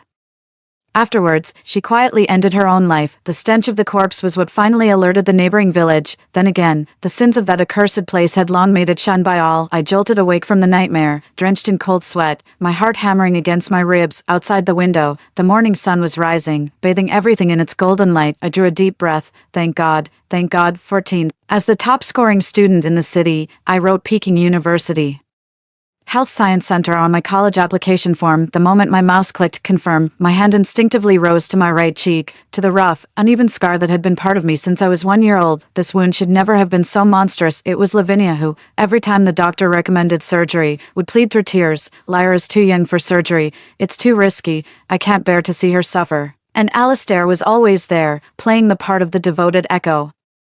Anyone who saw them would praise him for being such a loving husband. Friends and relatives all advised him, Alistair, you can't just agree with everything she says. Alistair, if the child has the surgery now, she won't grow up with insecurities. Alistair sighed helplessly and said to everyone, I know, but Lavinia is the child's mother. She's just worried about the child. I've tried to talk to her, but she... Seeing him hesitate to speak further, the relatives and friends all shook their heads and turned to blame Lavinia. What's wrong with you as a mother? Having the surgery now is the best option for the child. No matter how much you care for the child, you still need to think about her future. Lavinia let everything go in one ear and out the other, simply refusing to listen. It was only later that I realized the more Alistair professed his love for me, the more he was adding fuel to Lavinia's madness. He remained aloof, while all her resentment, jealousy, and bitterness were poured out on me. During those 13 years in hell, Alistair's contribution was on par with Lavinia's. Through past and present lives, the strange stares caused by the burned scars on half her face have never ceased. After being rescued, I often found myself staring at the deep scar on Aurora's face, the one she got saving me. That was the moment the seed of studying medicine was planted in me. Later, when she became an athlete, online vitriol came flooding in, insults like ugly freak and your family's evil deeds have brought this curse upon you followed her like a shadow. I hope that one day I can personally heal the scar on her face that exists because of me. This has become my obsession. I submitted my college application choices with complete calm. Just before closing the browser, a trending hashtag caught my eye. Hashtag Alistair Sukkot cheating by wife at hotel. I closed the laptop with an impassive face, my heart utterly undisturbed. 15. I never expected the person I least wanted to see would crash into my new life in such an abrupt way. On the day of university registration, someone suddenly grabbed me at the campus gate, and a voice called out sis from behind. I turned around and looked at the boy who shared my blood, speaking with detached politeness. Sorry, you've mistaken me for someone else. The light in his eyes instantly dimmed, glistening with unshed tears as he murmured an apology. I'm sorry. My eyes must be playing tricks on me. My parents shot me a puzzled look. I quickly put on a relaxed smile and naturally linked arms with them. He mistook me for someone else. Come on, let's get going. Aren't we supposed to tour the campus soon? Right. Let's hurry. I walked off with them, chatting and laughing. My parents weren't comfortable with me living in the dorm, so they rented an apartment near campus where my mother could personally take care of me. After we settled in, we went together to see Aurora. At the entrance of the training base, Aurora flew into my arms like a little bird and held me tight. Sis, you're finally here. I've missed you so much I was getting lovesick. I chuckled and tapped her forehead lightly. Silly girl, that's not how you use lovesickness. Mom, Dad, look, big sister is picking on me. She immediately buried herself in our parents' arms, whining. All right, we'll get her back for you, they said with a laugh, giving my shoulder a playful tap. I immediately clutched my shoulder, feigning exaggerated pain. Ouch, that really hurts. Aurora burst into giggles at my antics. 16. My military training had begun, yet Flynn always lingered at a measured distance, watching me. This quickly drew pointing fingers and whispers from classmates. Is the academic god actually into that plain-looking girl? No way. If my idol were to like anyone, it should be the campus belle by Wan Qing. Then why does he keep giving Janine those longing, wounded puppy looks every day? Lyra was my past life, and Janine is who I am now. The constant gossip was driving me up the wall. Finally, after he followed me yet again, I turned around and walked straight up to him. Flynn, I said, my voice icy, could you please stop staring at me? He lowered his head as if stung, his voice tinged with hurt. I'm sorry. I just what? Trying to make it up to me. I cut him off without hesitation. I don't need it. Let me make this clear. As long as your family stays away from me, I can live a perfectly happy life. Very, very happy. His head snapped up, his face pale, his lips moved, but no words came out. From that day on, that ever-present gaze finally vanished for good. 17. Flynn, my own younger brother, a genius with an IQ of 180. In our previous life, after he was born, Lavinia poured all her maternal love into him. She would soothe him, play with him, and buy him countless toys, but she strictly forbade me from getting close. Once, while she was away, I secretly went to see him in his cradle. He was so tiny, so Soft, just as I reached up my hand, Lavinia returned and shoved me away violently, causing my back to slam hard against the corner of a table. What do you think you're doing? Her shriek startled him into tears. She then kicked me instead, cradling him and soothing. Don't cry, baby, mommy hit her for you. His birth softened even his grandparents, who'd always looked down on Lavinia, toward me when they first visited our home. But Lavinia raised him to be entitled and selfish. He'd snatch my things, dump water on my bed, and hit me at the slightest provocation, all with her encouragement. When his grandparents cut him and scolded him, he'd only retaliate more viciously afterward. It wasn't until he was 7 or 8 that he seemed to suddenly understand right from wrong, and awkwardly apologized to me later. When Lavinia locked me up, he would try to stop her and secretly bring me food. He didn't dare let me out because the confinement room was under surveillance. The one time he did sneak me out, Lavinia caught us, and my confinement time was doubled. I nearly starved to death. The fear and guilt in his eyes were so obvious, yet so powerless. So when he called out sis at the university gate, I knew right then, he had been reborn too. But in this lifetime, we are separated by too many painful memories from our past. We can neither forgive nor grow close again. Let's leave it at that. Wishing each other well is the best ending we can have. 18. In my senior year of college, the scar removal ointment I had poured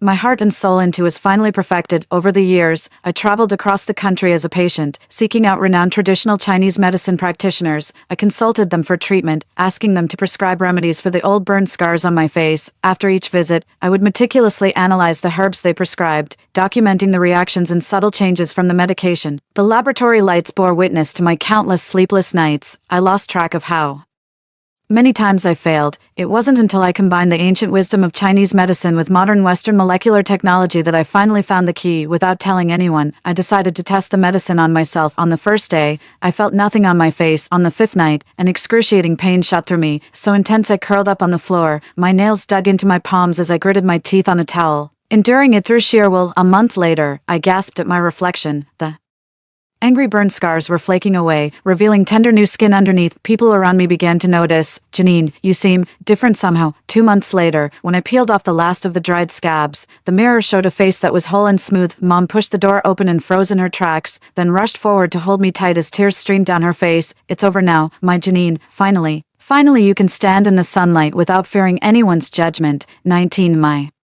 second test subject was Mom. Drawing from my own experience with the trial medication, I adjusted the dosage. Her pain was milder than mine, and her recovery time was shorter. After all, she only had 2 scars on her face. Even after recruiting more volunteers and obtaining successful data, I still hesitated to administer the drug to Aurora. As a national team athlete, any medication required extreme caution. When my professor learned about the results, he gave me an emotional hug and said, Janine, congratulations, you did it. In the end, I dedicated this research, which had consumed half my life's effort, to the nation without any compensation. The extensive television coverage turned me into an overnight celebrity, bringing with it a flood of unwanted attention. The Alistairs showed up at my door. Alistair and Lavinia put on an emotional display for the cameras, hugging me tightly while weeping dramatically. Lyra, we've finally found you. Mom and Dad have missed you so much. I pushed them away without hesitation. You've got the wrong person. I'm not the Lyra you're talking about. My name is Janine. After being rejected, Lavinia gave an interview for a family reconciliation TV program. She is my Lyra, my own flesh and blood. How could I possibly mistake her? She wept to the camera.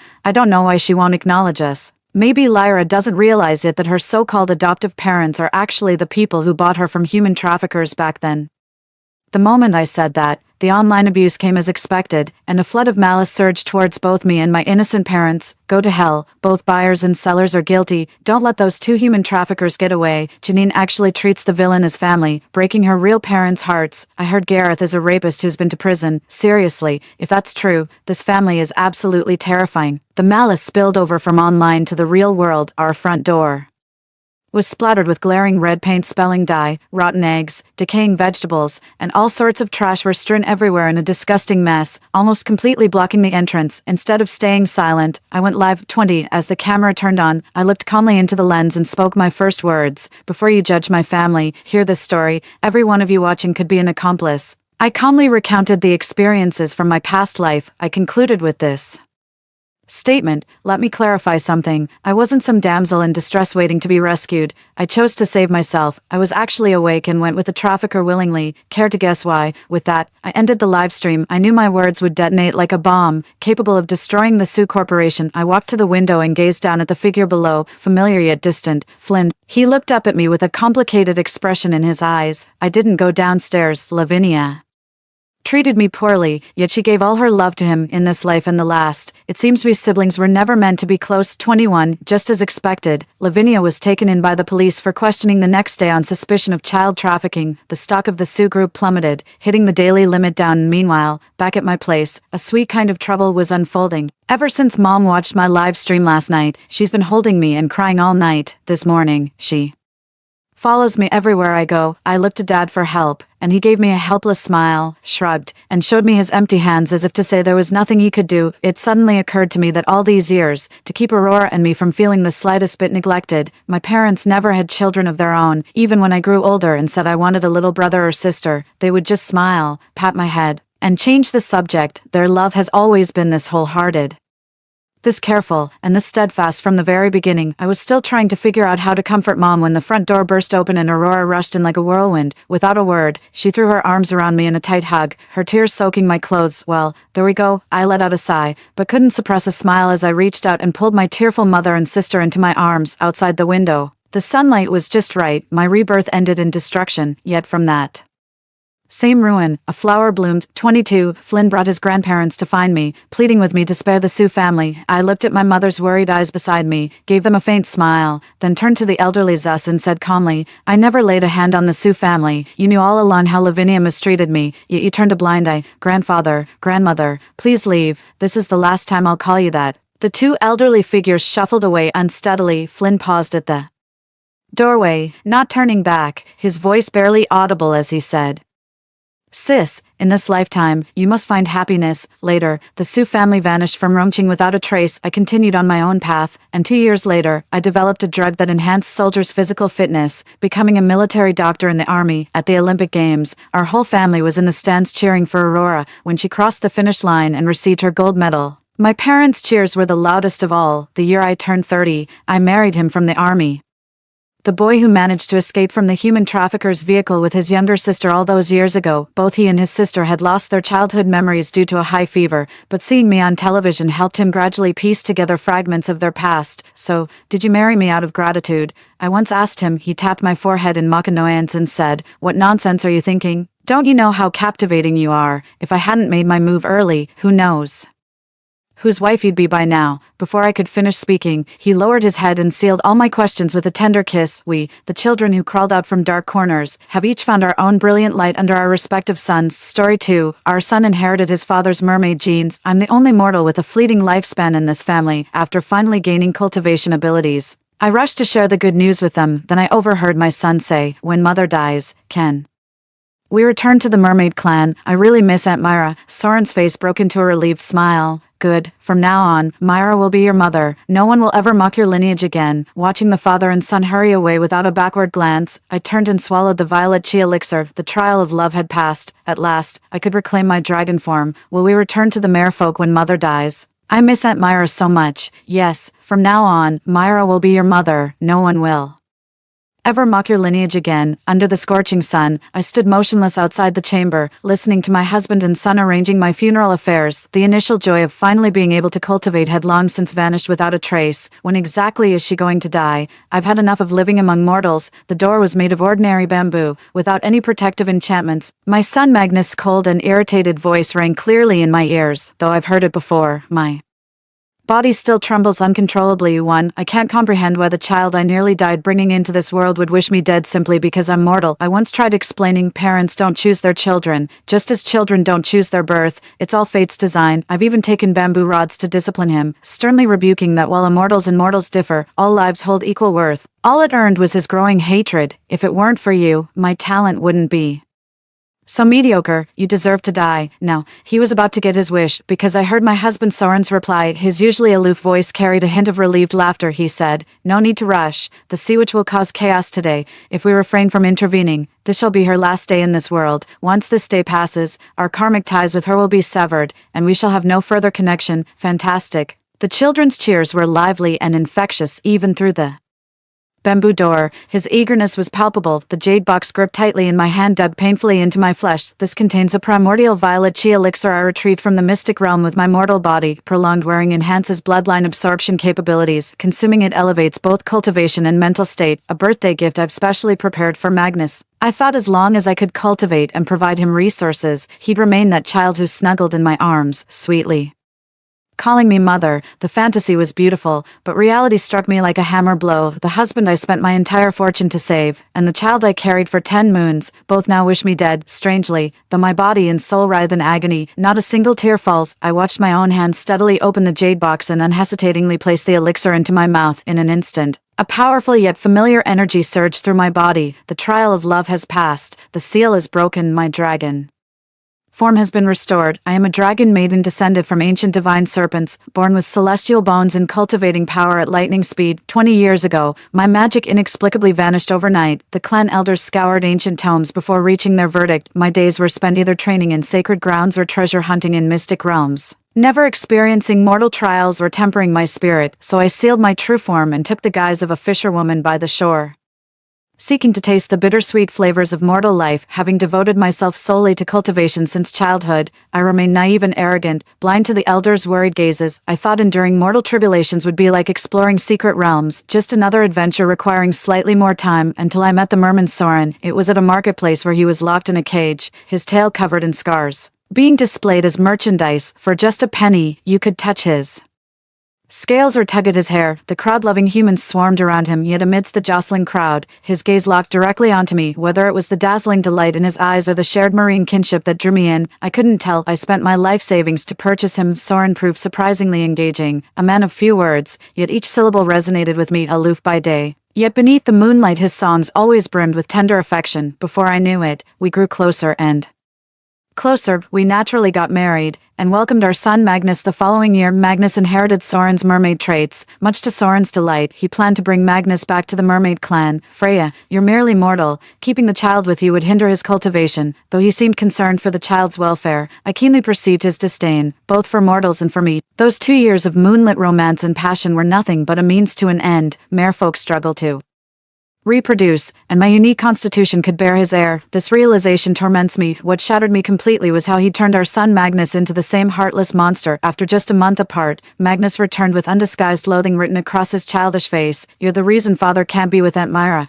You're why everyone looks down on me. You wretched mortal. I love Aunt Myra. She's the only one worthy of being my mother. That was when I discovered Soren was actually the 5th prince of the merfolk. Myra had been his betrothed since childhood, though she was diagnosed as infertile for merling offspring. With reddened eyes, I confronted Soren. What am I to you? He looked down at me with a condescending gaze, his lips curling into a mocking smirk. How could an ant dare compete with the moon's radiance? A mere breeding tool is unworthy of being compared to Myra. That day I wept for hours, resolved to divorce Soren and cast him out. No mortal flesh could ever rival a mermaid's power. All he needed was to control Magnus, and I'd be defeated without a fight. That day, it dawned on me that my trial would be one of love's torment, not just romantic love, but the bond between mother and child. The commotion in the courtyard startled the father and son inside. I had barely reined in my draconic aura when I turned to find them standing right behind me. Soren frowned slightly at me, but before he could speak, Magnus lost his patience first. The boy hadn't yet learned to mask his emotions. His defiant little face flushed with anger as he stiffened his neck to scold me. Why'd you sneak back without a word? Trying to eavesdrop, just as I'd expect from a mannerless mortal. What's wrong with being mortal? Without this mortal, you wouldn't even exist. Dragons never forget a slight. Though he carries my blood, I can never forgive what he's done too. When Magnus was born, his body couldn't withstand the overwhelming power of dragon bloodline. Only in the cradle of my arms could he find peaceful sleep. I held him in my arms all night long, never once putting him down, yet when I later joked about those exhausting days, he just scoffed at me. Aunt Myra says I've been well behaved since birth, never fussy, the easiest mare baby to care for. If you're tired, it's only because you're weak. My cultivation was completely lost, leaving me powerless to aid his training. The only thing I could do was secretly sketch the mystic realm maps and basic techniques from my memory that suited him, then placed them by his pillow. Little did I expect he'd interpret all this as Myra's affection for him. When I told him the truth, he responded with a scornful laugh. How could a mere mortal like you possess secret realm maps and master advanced spells? Oh, I get it, you just can't stand Aunt Myra being nice to me, you lying snake. Back then, those words pierced my heart like poisoned arrows, but now I've come to understand one truth. Not every mother and child can share a loving bond. Some things aren't meant to be, so better let them go. But Magnus clearly couldn't accept this change in me. He froze momentarily, staring at me in disbelief. How dare you speak to me like that? I gave him an icy glance, looking at him as if he were a stranger, not a trace of warmth in my eyes. For a beast who'd murder his own mother, it's mercy enough that I haven't run him through with my sword. Soren snapped coldly, his gaze burning with undisguised contempt. What madness possesses you now? Mortals are frail. Birth, aging, sickness and death are the natural order. Would you have Magnus defy cosmic law to save you? How could Magnus have spawned such a selfish mother? See, this again, he always positions himself on moral high ground, shifting all blame onto me. Utterly shameless, done with his nonsense. I summoned a gleaming sword and soared toward the ink-dark turbulence by the shore. I won't die in some sea monster's jaws. But as for you all, consider yourself discarded. When I reached the shore, dozens of ships had already been reduced to wreckage. The sea monster wielded wind and waves like hands, ensnaring fishermen only to hurl them skyward before smashing them down. It roared with laughter as if having found delightful playthings. You're courting death. The sea of blood beneath me burned crimson into my eyes, rage surging. I lunged forward, rescuing the victim and slaying the demon in one fluid motion. But just as my blade was about to pierce the sea demon's flesh, an unseen force stayed my hand. He fixed me with a stare and spoke with commanding authority. Release the siren. I averted my gaze, silent, as my grip tightened and the blade advanced another inch. Freya. Soren's face darkened with rage as he shouted my name. Myra is in his grasp, unnoticed by all. The subterranean siren had taken a hostage, or rather, a merfolk captive. The mermaid's features held the grace of distant mountains at dawn, her complexion glowing like spring's first light. A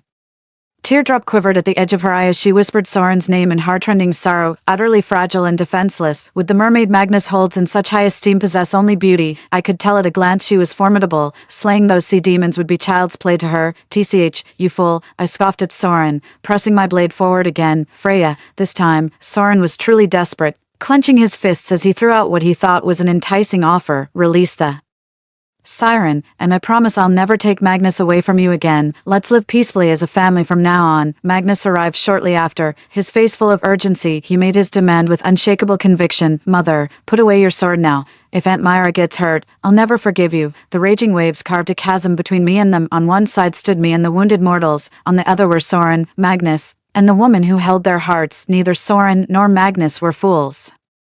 They knew full well that releasing the sea demon would doom these mortals and likely destroy the entire town, yet they couldn't care less to them. Mortals are but ants. Of course none could compare to Myra, but I care. My aura surged violently as I seized their momentary daze. Countless ice shards shot forth, piercing the sea demon's brows. Myra. Soren lunged to catch the bloodstained Myra, his murderous gaze locking onto me with chilling precision. Freya, if Myra suffers so much as a scratch, I'll make sure you join her in the grave. Myra lay limp in his arms, a pitiful sight. I am fine. Freya didn't mean to. She did it on purpose. Before I could defend myself, my son Magnus had already pronounced me guilty. His face flushed crimson as he glared at me with fury. Think you're special just because you can cultivate. That doesn't change the fact you're still a lowly mortal, a vile, stupid woman like you doesn't deserve to be called mother. You hurt Aunt Myra. I'll make you pay with your life. His words cut deeper than ever before, yet I felt no pain this time. When he conjured water arrows aimed straight at my heart, I didn't dodge. With a flick of my wrist, I reversed their trajectory back at him. Magnus never expected me to fight back, his eyes widening in shock as he froze on the spot. 3. Had Soren not lunged forward to deflect the water arrow, Magnus would have been killed instantly. Have you lost your mind? Soren clutched his son protectively, glaring at me with icy fury.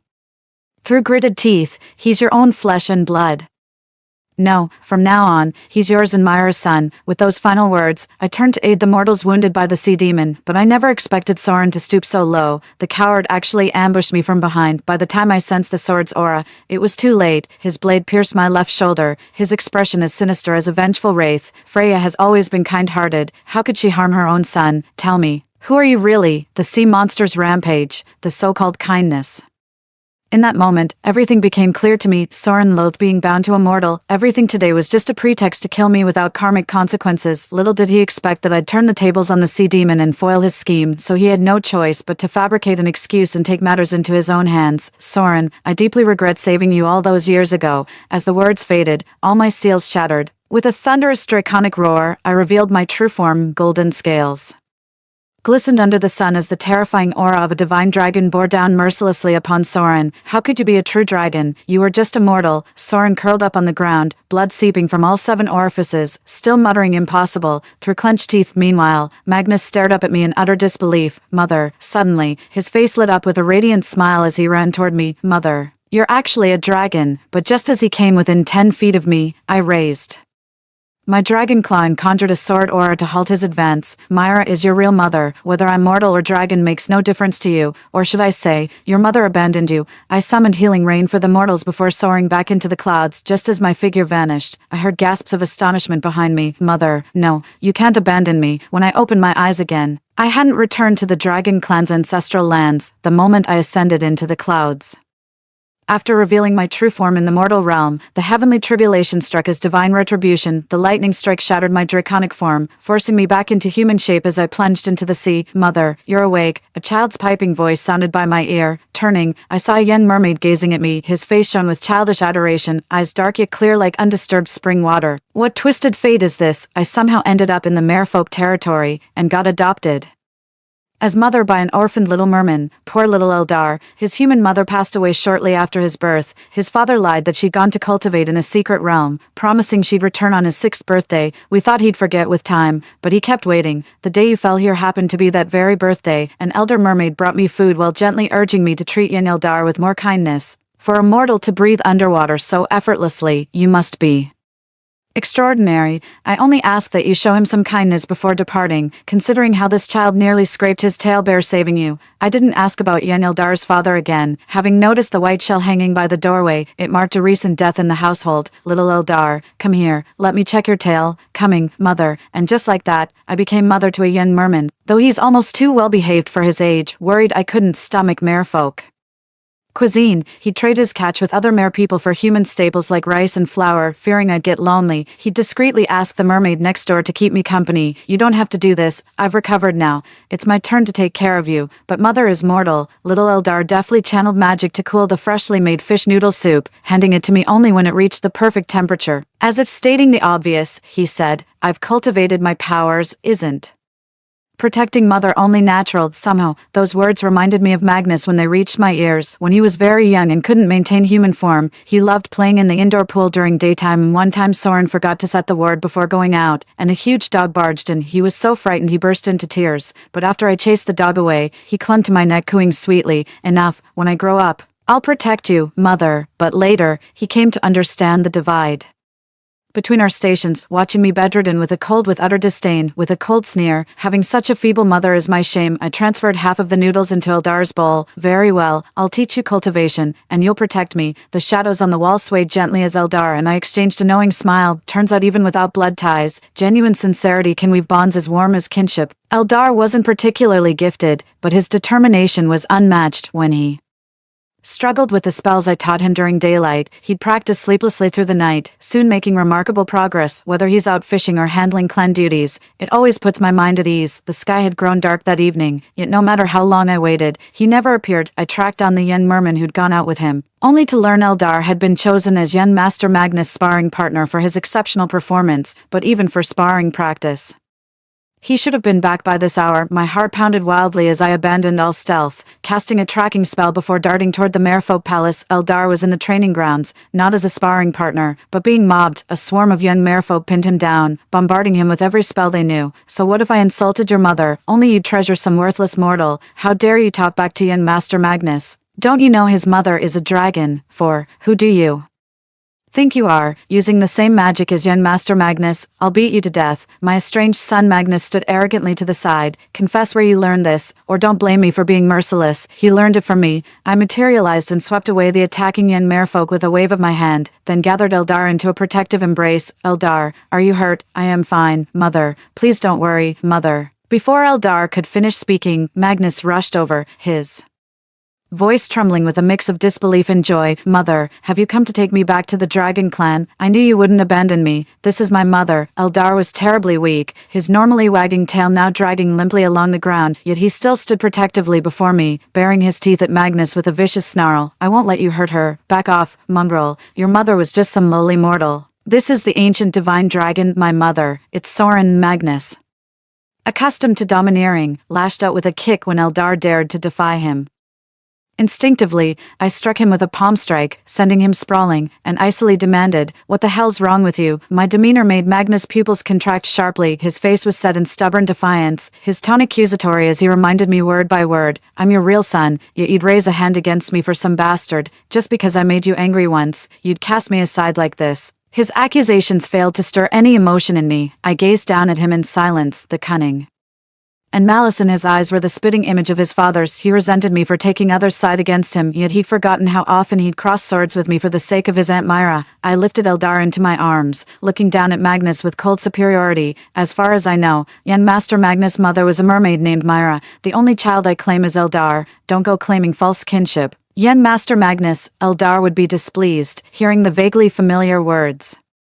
Magnus froze. When he regained his composure, an unmistakable glimmer of moisture flashed in his eyes. "Mother, I didn't." MMPH. Seeing Eldar covered in wounds, I had no patience for his lies, silencing him with a spell. I carried him home in my arms. I didn't even grant him another glance. As we passed the fallen mare children, I tightened my embrace and spoke with deliberate clarity. "From now on, if anyone dares to bully Eldar again, I won't hesitate to take you all on. You, your parents, the whole lot, even if I'm outnumbered." Eldar was badly injured. By the time we finished treating his wounds, it was well past midnight, yet he refused to sleep, his starbright eyes fixed intently on me. I gently tapped his forehead. "Got knocked silly. You're grinning like an idiot despite those nasty wounds." He kept smiling through his bruised lips. "Today you called me your only child." Eldar was sharp. He'd long figured out from my behavior that I wasn't his real mother, since I never corrected him.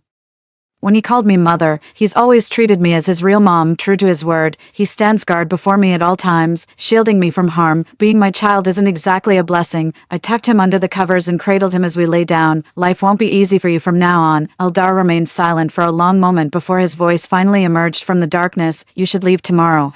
You clenched your fists all this time just to say that." I teased him with some amusement. "Not protecting me anymore. Scared." "That's not it at all." The young boy propped himself up anxiously, protesting. "I'm just worried you might get hurt fighting them." "Don't worry. I'll come for you within 10 years at most. When that time comes, whether it's young Master Magnus or young Master Kong, I'll knock them all flat. As long as you acknowledge me, no matter who you become, I'll always stand in front of you." A young man's promise carries such weight. Of course I'll protect him as he grows. So when Soren showed up at our doorstep the next day, my first move was casting a protective ward around Eldar. Soren watched my movements with longing, his lips quirking into a wistful smile. "You always put the child first." I didn't respond, but Magnus' eyes suddenly lit up. The wariness in his gaze vanished, replaced by a glint of determination. I sneered inwardly, pretending he didn't exist. I turned to Soren and asked, "What, planning to kill me again?" A year had passed, and he'd grown noticeably thinner, his hair hung limp, his face pallid and haggard. Clearly, the wounds from that day still hadn't healed. "Freya, I admit, my methods were extreme." Soren stood before me, guilt written across his face as he spoke in a hoarse voice. "But you must believe me, I never truly wanted you dead. I only meant to bring you home." What a ridiculous thing to say. As if he wasn't the one who drove that sword into my shoulder years ago. I thought it, and I said it. A flicker of embarrassment crossed Soren's face. He fell silent for a moment and changed the subject. "After you left, I didn't get together with Myra. I tried to. That's none of my business." I had no interest in hearing about his life and cut him off. Cut to the chase. "What brings you here today?" "We've come to take Mother home." Before Soren could speak, Magnus blurted out loudly, Mother. Father built houses at the Mermaid Palace just like our old home. Come back with us." "Home?" I turned with a reassuring smile toward Eldar, who was trapped in the magic circle wearing a worried expression. Then I turned back to the father and son to deliver my cutting words. "Only where family exists can be called home. And you too, do you even qualify?" "Freya." Soren suddenly stepped forward and grabbed my hand, his eyes reddening as he spoke in an almost pleading tone. "I know I was wrong. You can hit me, yell at me, anything. Just please don't leave me." I was blind to my own feelings. Every day since you've been gone, I've been punishing myself. I've missed you so much. You're the only one I've ever loved. Don't you love hearing me sing? I'll sing for you every day from now on." "Okay, cut the act." I wasn't about to play that cliché game of only appreciating what you've lost, so I slowly slid my hand out of his grasp. "You love the vessel with special traits. You adore the golden dragon, but never me, mortal Freya." Before he could speak again, she drew a shimmering thread from her Heart, recognize this. The heartstring. Soren's hands began trembling, his breathing grew increasingly ragged, and the last trace of color drained from his face. You've plucked out your love thread, whether human, god, or demon. All who experience romantic love inevitably grow this thread of affection within them. The love thread never fades, entangling souls for eternity. If love's threads could be plucked out, it would mean complete severance with no turning back. I watched Soren's disgraceful behavior with cold eyes, my lips curling in razor-sharp contempt. It wasn't until I came to the merfolk that I learned their songs could nurture the growth of love's bonds. Soren, you've been scheming against me since our first meeting. How laughable for someone like you to speak of love and affection. Soren stared blankly at the beam of light for a long time, his face completely expressionless. It was Magnus sobbing that finally snapped him out of it. Magnus slowly approached me, his usually domineering face now streaked with tears, choking back sobs. He asked, "Mother, what about me? Are you abandoning me too?" That mother he called out was so heartfelt, just like when he was little, but my heart could no longer muster even a shred of affection, only seething rage. I carried him for 10 months, cared for him day after day. We should have shared an unbreakable bond, yet simply because I'm mortal, he could discard me without hesitation and call another woman mother. He'd rather see me dead. For her sake, I pushed him away, my gaze frosty. "The moment you wished me dead, you ceased to be my son." "No, no, mother, I never." Magnus shook his head desperately, reaching out to embrace me. I flicked my sleeve impatiently, freezing him in place. "Denying what's been done doesn't erase its existence. Sparing your lives doesn't mean forgiveness. Show your faces again, and I'll prove my doubt through slaughter." This time, Magnus finally realized he truly had no mother left, dragged away by Soren while still sobbing uncontrollably, but no one knelt down to comfort him anymore. "Mother, are you all right?" The moment father and son left, Eldar immediately spoke up. With a smile, I released the restraints and let him rush into my arms, gently stroking his head to soothe him. "Mother is still waiting for Eldar to grow up. Nothing bad could happen, but my wounds have mostly healed now.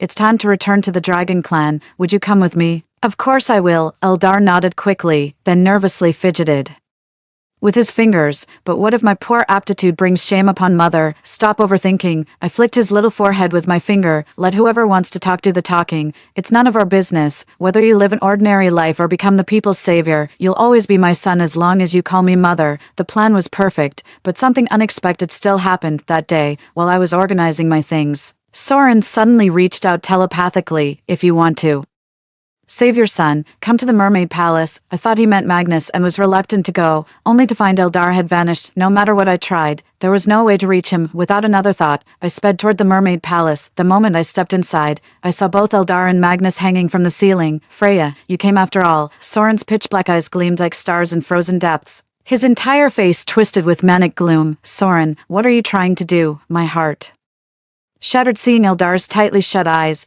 Keep your voice down." Soren mysteriously gestured for me to look at the two children. "Didn't you dislike Magnus being your child? I put them to sleep, just like in their mother's womb. Freya, you can choose again who will be born as our child. Don't worry, whoever you choose, they'll be well-behaved." "You're insane." I don't know what Soren did, but Eldar's condition is deteriorating rapidly. His face is turning blue, cursing under my breath. I lunged to save Eldar. At that moment, Magnus' eyes snapped open, radiating a feral bloodlust, more beast than man. Soren's voice slithered through the darkness. "See, Magnus, if we hadn't forced her to stay, she'd have truly left us. 6, foolish child. Do it. Keep your mother with us, and our family of 3 shall stay together forever." As Soren guided the ritual, an ancient blood-drawn array ignited around Magnus. The dragon's binding array. The moment I recognized the formation, I couldn't help but cry out in shock. This is the most dreaded magical formation among dragonkind. Not only has no dragon ever broken it, but it requires the blood of one's closest kin as its core. Once activated, this formation cannot be deactivated unless one party perishes. As my body was involuntarily drawn into the formation, a smirk curled on Soren's lips. "Freya, rest assured,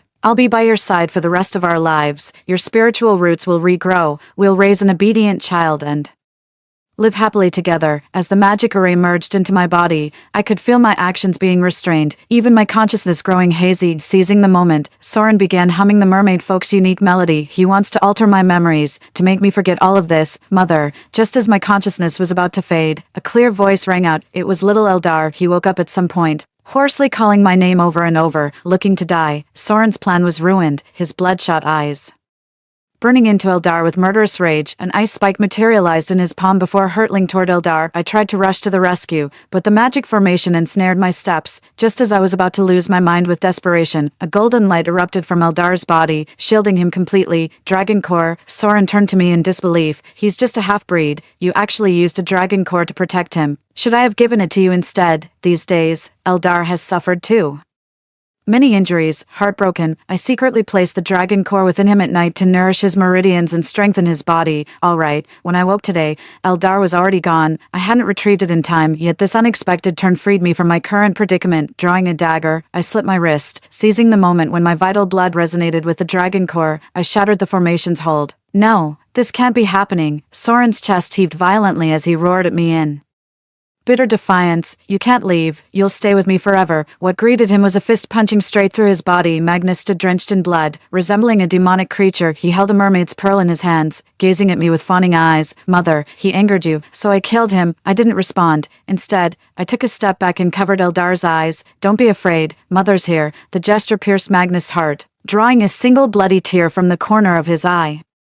Only after a long while did he raise his head again. Tilting his head back, he asked, Mother, if I hadn't raised my hand against you for others' sake, if I hadn't scorned mortals, would you have never forsaken me? I remember you saying a mother's love is the hardest bond to sever. Tears washed away the blood caking his face, revealing the familiar eyes and brows I'd always pictured. I stared at him transfixed, my vision blurring as if transported back to his childhood days. Back then, Soren hadn't decided whether to take him back to the Merfolk clan. He couldn't master most of the arcane arts Soren taught him. Soren thought he lacked natural talent. He'd secretly cry under the covers at night. I brought his favorite lotus leaf cakes to visit him. Don't cry, Magnus. Your father was too harsh. Mother will talk to him later. A tiny mermaid child peeked out from under the blankets. He kept sobbing intermittently, his little face full of dejection. Don't go, Mom, otherwise Dad will say you're spoiling me again. It's my fault, not yours. I don't want him blaming you. I smiled while feeding him pastries. Magnus isn't dumb. Magnus is already amazing in Mom's eyes. Crumbs covered his face as he looked up in confusion. Why, Father says I'm not talented enough, and if I don't work harder, he'll abandon me, because you're your mother's child. I pulled out a handkerchief and wiped the crumbs from his mouth. A mother's love is the hardest bond to sever. I could never abandon you, my child. Then I'll never abandon you either. Mother, wait for me. I'll train hard, defeat Father, and make you proud. Yet later, he knocked over the lotus leaf cakes I'd painstakingly prepared. Aunt Myra says spiritual cultivators should avoid worldly delicacies. He trained relentlessly just to earn others' approval. I've mastered a new spell. Aunt Myra will be so proud when she finds out. Countless nights I huddled in corners, swallowing every ounce of his impatience and disdain. Over and over, I whispered comfort to myself. He's still young, he'll come around. Spare the rod and spoil the child. It's Soren who corrupted him. He's not bad at heart. Only by telling myself this could I find the strength to patiently guide him day after day. Magnus was still anxiously waiting for my response. I gave an almost imperceptible nod. Disappointment builds up gradually. Had you shown even the slightest sign of turning back, I would never have given up on you. I know. You've always been the best mother. It's me who's unworthy to be your child. Magnus sobbed uncontrollably, staggering forward on his knees before collapsing into 3 heavy kowtows. I'm sorry, Mother. I'm sorry, Mother. Forgive. Magnus' voice faded, yet his eyes remained stubbornly open, fixed on me with unyielding intensity. The dragon's restraint formation already demanded copious lifeblood from its core, with my escape breaking the array. His endurance until now was nothing short of miraculous. I knew his persistence stemmed from waiting for my forgiveness, yet I simply watched in silence. Not even at his final breath did I utter those 2 words he longed to hear. Everyone must pay for their mistakes. My poor judgment led to betrayal by both husband and child. Magnus trampled on maternal bonds unforgivable till death. Mother, are you all right? Eldar gently pried my hands away, gazing at me with concern. Perfect, let's go. I embraced Eldar and transformed into my dragon form, soaring into the sky. Our mortal journey was filled with both joy and sorrow. From now on, I shall not be trapped by worries, swayed by emotions, shackled by the past, nor fearful of the future, roaming freely between heaven and earth. Story 2. The apocalypse arrived, and I got separated from my boyfriend and turned into a little zombie. When we met again, he had become a big shot. While I was disheveled and scrounging for food among the zombies with my zombie big brother, feeling ashamed, I hid, but was still caught. Roar roar. Yay, I found an expired ham sandwich. With a swift kick, I stuffed it into my tattered pocket. I planned to find another one for my big brother so he could protect me. As a human, I was lean and tall, and as a zombie, I became even thinner. Times have changed. As a zombie still evolving, I retained some human traits. Eating well made me a bit plumper. Eating less made me lose weight rapidly, of course. My brain wasn't as sharp as before, that was certain. Once, I locked myself in the bathroom and couldn't get out, desperately roaring until my big brother rescued me. He had forgotten how to open the door too, so he just kicked it down, smashing it to pieces. I was even more dumbfounded. No, our zombie base no longer had a bathroom door. Actually, we zombies don't need to use the bathroom, but I instinctively felt that it should have a door, and sometimes when we moved bases, there would be human waste left in the bathroom. In fact, many of our brothers were as filthy as feces, but I still felt uncomfortable and became very irritable, so, after half a month of thinking, I finally hung a curtain in the bathroom. I felt as clever as if I wasn't a zombie at all. I was probably the cleanest zombie I had ever seen. Once, while scavenging for food in a large mall, I inexplicably froze in front of a pile of clothes and couldn't move. I had no idea what to do but just couldn't leave. I probably stood there for an hour, while groups of zombies passed by. One even sniffed my neck, its face rotting and maggots hanging off it, and I screamed loudly. It hopped away. I rigidly raised my hand to pat my chest, nearly dying of fright myself. My eyes, once big and watery and beautiful, now appeared even larger and rounder due to my hollow cheeks. My amber pupils had shrunk to pinpoints, the rest covered by the whites. Looking at my reflection in the glass door, my face was the same, yet so different. I was so ugly that I cried. Whimper, whimper. I banged my head against the glass door, not understanding my sadness. Zombies don't have tears, but I howled for a long time until a kind old lady handed me a bloody leg, probably looking at me gently. Roar, roar, baby, eat. I couldn't understand her, but I guess that was probably what she meant me. I was scared, but politely returned the leg to the old lady who was chewing on the meat. After all, hunting wasn't easy. My colleague came over and pushed me. It was strong and pushed me into a pile of clothes. I slowly draped the colorful, floral clothes around my neck. That day when I returned, I was the only one who didn't find any food, so I went hungry. However, I consider myself lucky because many of my peers had been shot in the head, but I was still intact. I spent the whole evening fussing over my clothes, eventually changing into a floral outfit. The next day, looking in the mirror, I felt much better. Later, my elder brother took me away from the zombie base. He, like me, doesn't like eating raw meat. Today, we went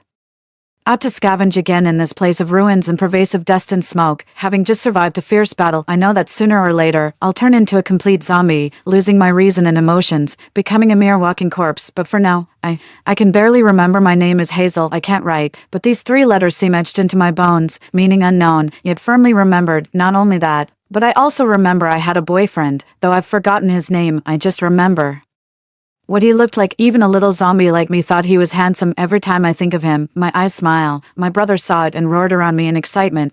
He roared to call the other brothers to circle around me. Roar, roar, roar, everyone. Come look. The baby can smile with her eyes, surrounded by a bunch of zombies spinning around me. The city is covered in dust and vegetation. Slow-moving zombies are everywhere, their throats rasping harshly like coarse sand, a sound that makes one's scalp tingle. Crunch, crunch, the joints of their jaws as tough as saw teeth, swinging with foul-smelling strips of flesh, sometimes even biting into not fully turned zombies. But now I'm quite remarkable, able to safely snatch some food amidst a crowd of zombies, mainly because I run fast. When I have nothing to do at the base, I just run around everywhere. Indeed, a zombie's response can be trained, and I'm a bit quicker than the others, but still, our reactions aren't as good as those zombies who eat raw meat. They evolve faster than us.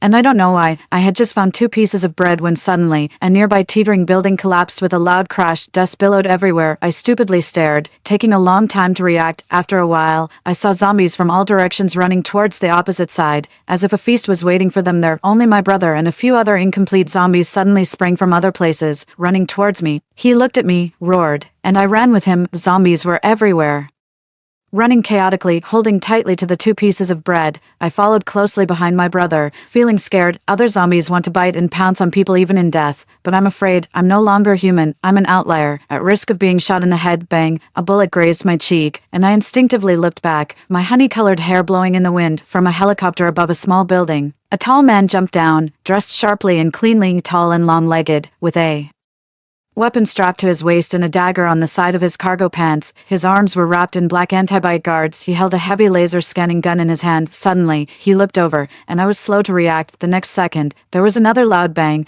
I couldn't tell who fired the shot. I was tackled to the ground by my zombie brother and then stiffly lifted up as he ran towards the building, clutching my bread tightly. My face was ashen, and my usually emotionless eyes betrayed a sense of confusion and panic. Stumbling, I was dragged along. Though we retained a bit of humanity, it wasn't much, and the same could be said for our physical abilities. Strong as I was, I lacked control. My brother, grasping my arm, had accidentally broken several of his own fingers. We hid in an office filled with corpses, crouching under a desk as he pressed my head down and his eyes darted around. I didn't dare to move. Damn it, those two zombies are definitely on this floor. Start searching.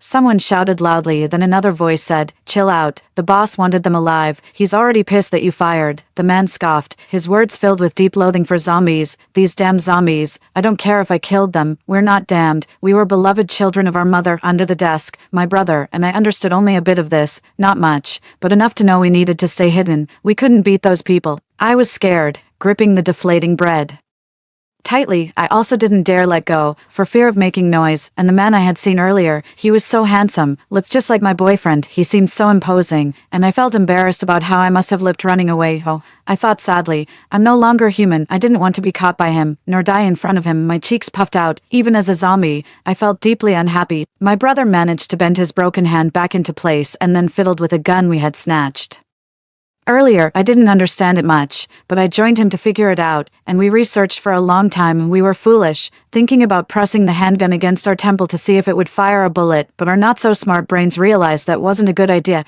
It would blow our heads off, so we pointed the gun at our hand to test it, thinking it wouldn't kill us in any case. We didn't know how to aim it anywhere else. Fortunately, we didn't figure out how to load it. Otherwise, it wouldn't just be my hand at risk, but my brother's too. When the noise outside ceased, my brother, with a stern furrow of his brow, stiffly shook his head at me. Indeed, it wasn't long before someone approached again. This time, the door was violently smashed open, which was particularly frightening. At that moment, my brother had placed me in a pile of zombies with blown-off heads to play dead. I still clutched my bread tightly, which I had gotten for my brother. If we were still alive later, I would share it with him, but my brother was caught nonetheless. He told me not to move, so I didn't. I was good at playing dead, but soon, I heard heavy, forceful footsteps approaching me, step by step. If it weren't for my lack of heartbeat, I'd probably be panicking right now. The broken half of a chair that was on my head has been removed. My closed eyes saw light. After a moment of silence, I instinctively opened my eyes and met the gaze of a very handsome man, identical to the one in my memory.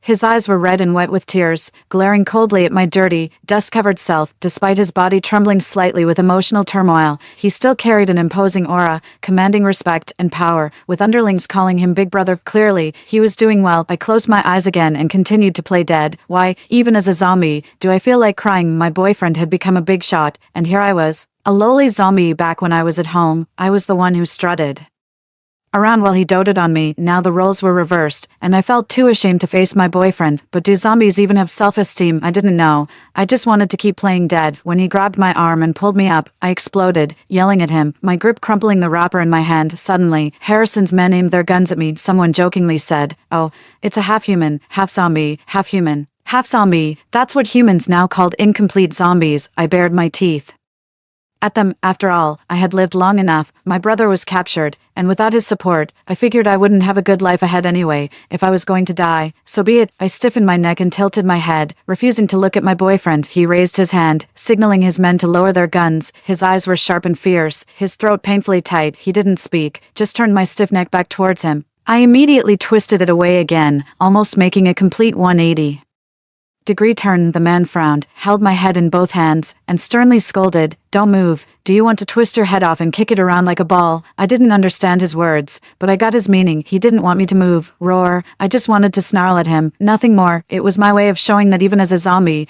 I still had dignity and could be fierce. Some of the men were amused. "Don't say, this little zombie looks pretty good." Despite the dirt on my face, my delicate features and contours seemed familiar to them. Someone chimed in, "Feels a bit familiar. Have we seen her somewhere?" Roar. I didn't understand, just roared a bit. "Hey, does he understand what we're saying?" Roar. I understood a bit, roared again. Instantly, several of the men exploded with laughter. "This little zombie is quite interesting. Boss, we should take her back to base." However, their boss looked at me, His eyes silently filling with tears. Without a word, he scooped me into his arms and carried me away. My brother hadn't been executed.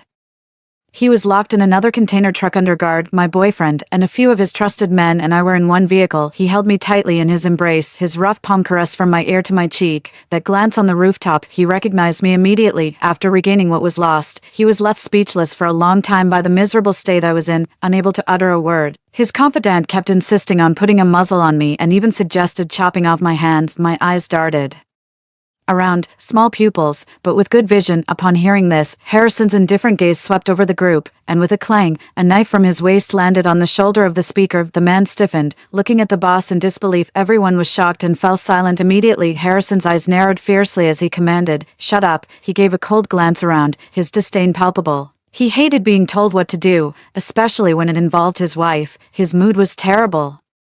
The men, realizing their mistake, broke out in a sweat, stammering, "Understood." Harrison was a second-level military officer at the base, known for his decisive and ruthless nature. The men had actually completed their mission quite smoothly, so their careless words were mistaken for concern for their leader. How could anyone easily bite the boss? After all, a woman who had been silent took a wet cloth to clean my face. I stayed still, obediently, but as she reached out with the cloth, Harrison took it from her and wiped my face himself. After cleaning, the blood and dirt were gone, revealing my pale complexion. Although I wasn't as attractive as when I was human, blue veins prominent at my temples, looking somewhat frightening, I still had good features. The chaotic veins resembled a totem, stretching from the corner of my eye across my temple, disappearing into my forehead, adding a mysterious beauty. It wasn't unattractive, but it was also frightening, a characteristic of the undead. I was no longer normal, with great instability, potentially turning completely into a zombie any day. They didn't restrain me solely because my boyfriend was the most influential here. Harrison gently pinched my cheek and drew out a long ah, signaling me to open my mouth. Being clever, I immediately understood and opened wide. Someone chuckled, "Hey, pretty obedient." Harrison cleaned his finger and checked my teeth. My teeth were sharp, like those of a vampire in movies, but not as pronounced, so they didn't give me an underbite but made me look oddly cute when I smiled. I hadn't eaten meat in a long time, sometimes gnawing on grass when hungry. I liked cleanliness. Brushing my teeth was a struggle, taking up to 10 minutes per side due to stiff hands, but they were very white and clean. My clothes were ragged and soaked with stains. My face was dirty, and I had become so thin I was practically skin and bones, of course. I also looked very abnormal. He studied my teeth for a while, rubbing his finger over them under the anxious watch of his confidant. The underlings were tense. "Be careful, boss, be careful," and I swallowed hard several times. There was a craving for fresh flesh and a determined effort to restrain myself from biting. Finally unable to hold back, I closed my mouth. "Shut up, spit, let go, shut up," a blonde teenager yelled loudly, and I blinked innocently. The whole train car was in shock. With the leader in trouble, they were facing certain death. Oh no, the leader got bitten. I stared at my boyfriend with wide eyes. My mostly white eyes were usually creepy, but since I looked cute and innocent, it wasn't as intimidating. I sucked on my finger as if it were a lollipop. Oh wow, it tasted so good, like human flesh. Sucking meant gaining. Yay, as I tightened my grip, my finger was enveloped in a soft, wet embrace. Harrison stiffened, then his body surged with energy. Shooting down the lower path, he crossed his legs, meeting my slightly upturned eyes. His crimson eyes shifted slightly as he raised his other hand to stroke my head. His voice was still cold but deliberate. "Don't bite through, just lick." The others around us, I mean, this scene is a bit hard to describe. They really shouldn't be on this train. However, the only calm woman on the train suddenly spoke up. "He's smiling, his eyes are curving." She was referring to me. At that, everyone's gaze fell on my eyes. As everyone knows, zombies don't have emotions, and their faces are expressionless, yet I could smile. A burly man excitedly said, "We caught the right one. This kid has research value." But this time, no one in the car agreed with him. They could all see that the boss had a soft spot for this little zombie. He awkwardly scratched his head, wondering why the atmosphere suddenly turned weird. Once we reached a safe place, I took a bath and changed into clean clothes, all with the help of my boyfriend. In the room, I stripped down, and he scrutinized me. He touched my privates, frowning. "Can it still be used?" I didn't understand, but felt an instinctive shame. Roar. He heard my growl, chuckled coldly, flicked it, and withdrew his hand. "You won't be needing it anyway." Angry, I turned and crawled under the covers. Whimpering, he lifted the blanket, grabbed me pretending to cry, and showed me the bite wound on my shoulder. The wound was neither deep nor shallow, but always visible and horrific. It was from when I was running with a child in my arms, bitten by her. She was crying and convulsing as she bit me, saying, "Brother, I'm sorry." In the end, I left her behind. I also said, "Sorry." I was actually planning to jump off a building, not wanting to become disfigured. I just missed my boyfriend Harrison a bit. Harrison and I grew up together. I was a year younger and a bit spoiled, while he was mature and steady. After we started university, we moved out to live together. He was supposed to graduate mid-semester, and I was studying medicine, planning to pursue further studies. On the day of the accident, he was at the office and I was at school. We never expected tragedy to strike so suddenly, forcing us apart without even a chance to see each other. One last time that morning, he woke up cuddling and playfully asking for a kiss. Well, he wasn't exactly the mature type. Standing on the rooftop, I pondered over many things, and before I knew it, I had quietly become a partial zombie. When I was alive, I wanted to live, even in this half-dead state. I still want to live, so I ended up forgetting all about jumping. Life went on, and surprisingly, it wasn't as miserable as I thought it would be. I still remember my name. I'm Hazel. Harrison carefully removed the rotting flesh from my body. Even though he knew I couldn't feel pain, he handled me with utmost care. I stayed still, letting him do what he needed. After all, he is my boyfriend, not an ex. Harrison sprayed some special medicine on me and checked the bruises on my body, many of which came from bumps and knocks. They heal at a rate 1,000,000 times slower than humans. They might heal, but extremely slowly. I might become an old zombie before they fully heal. His brows furrowed, eyes red, and lips tightly pressed as if he had said a lot. "I've been looking for you for so long, Hazel. Do you know how close I was to going mad?" His stern expression tightened, his jaw clenched, and finally, in a hoarse voice, he asked, "Wife, how did you end up like this?" "It's okay, even as a zombie, I still love you." His words became incomprehensible gibberish to me. Ultimately, I only heard my boyfriend say slowly, "Hazel, I love you." What does that mean? I'm not quite sure. I felt somewhat better, similar to how comfortable I felt when I put on clean clothes that day. That night, he held me tightly in his arms, kissing my neck. I whimpered, unable to utter a word. He pinned me down, his body warm and fragrant. I swallowed hard, my nose sliding against his bare muscles. I growled low in my throat, unable to resist. I licked him once. My eyes widened. Wow, his flesh smelled so delicious. His gaze on me deepened. Want to eat. I understood that much. I struggled to utter the sound. He held my jaw, lowered his head, and my Adam's apple bobbed, teeth slightly parted, and lips entangled uncomfortably. His lips slowly touched the corner of mine.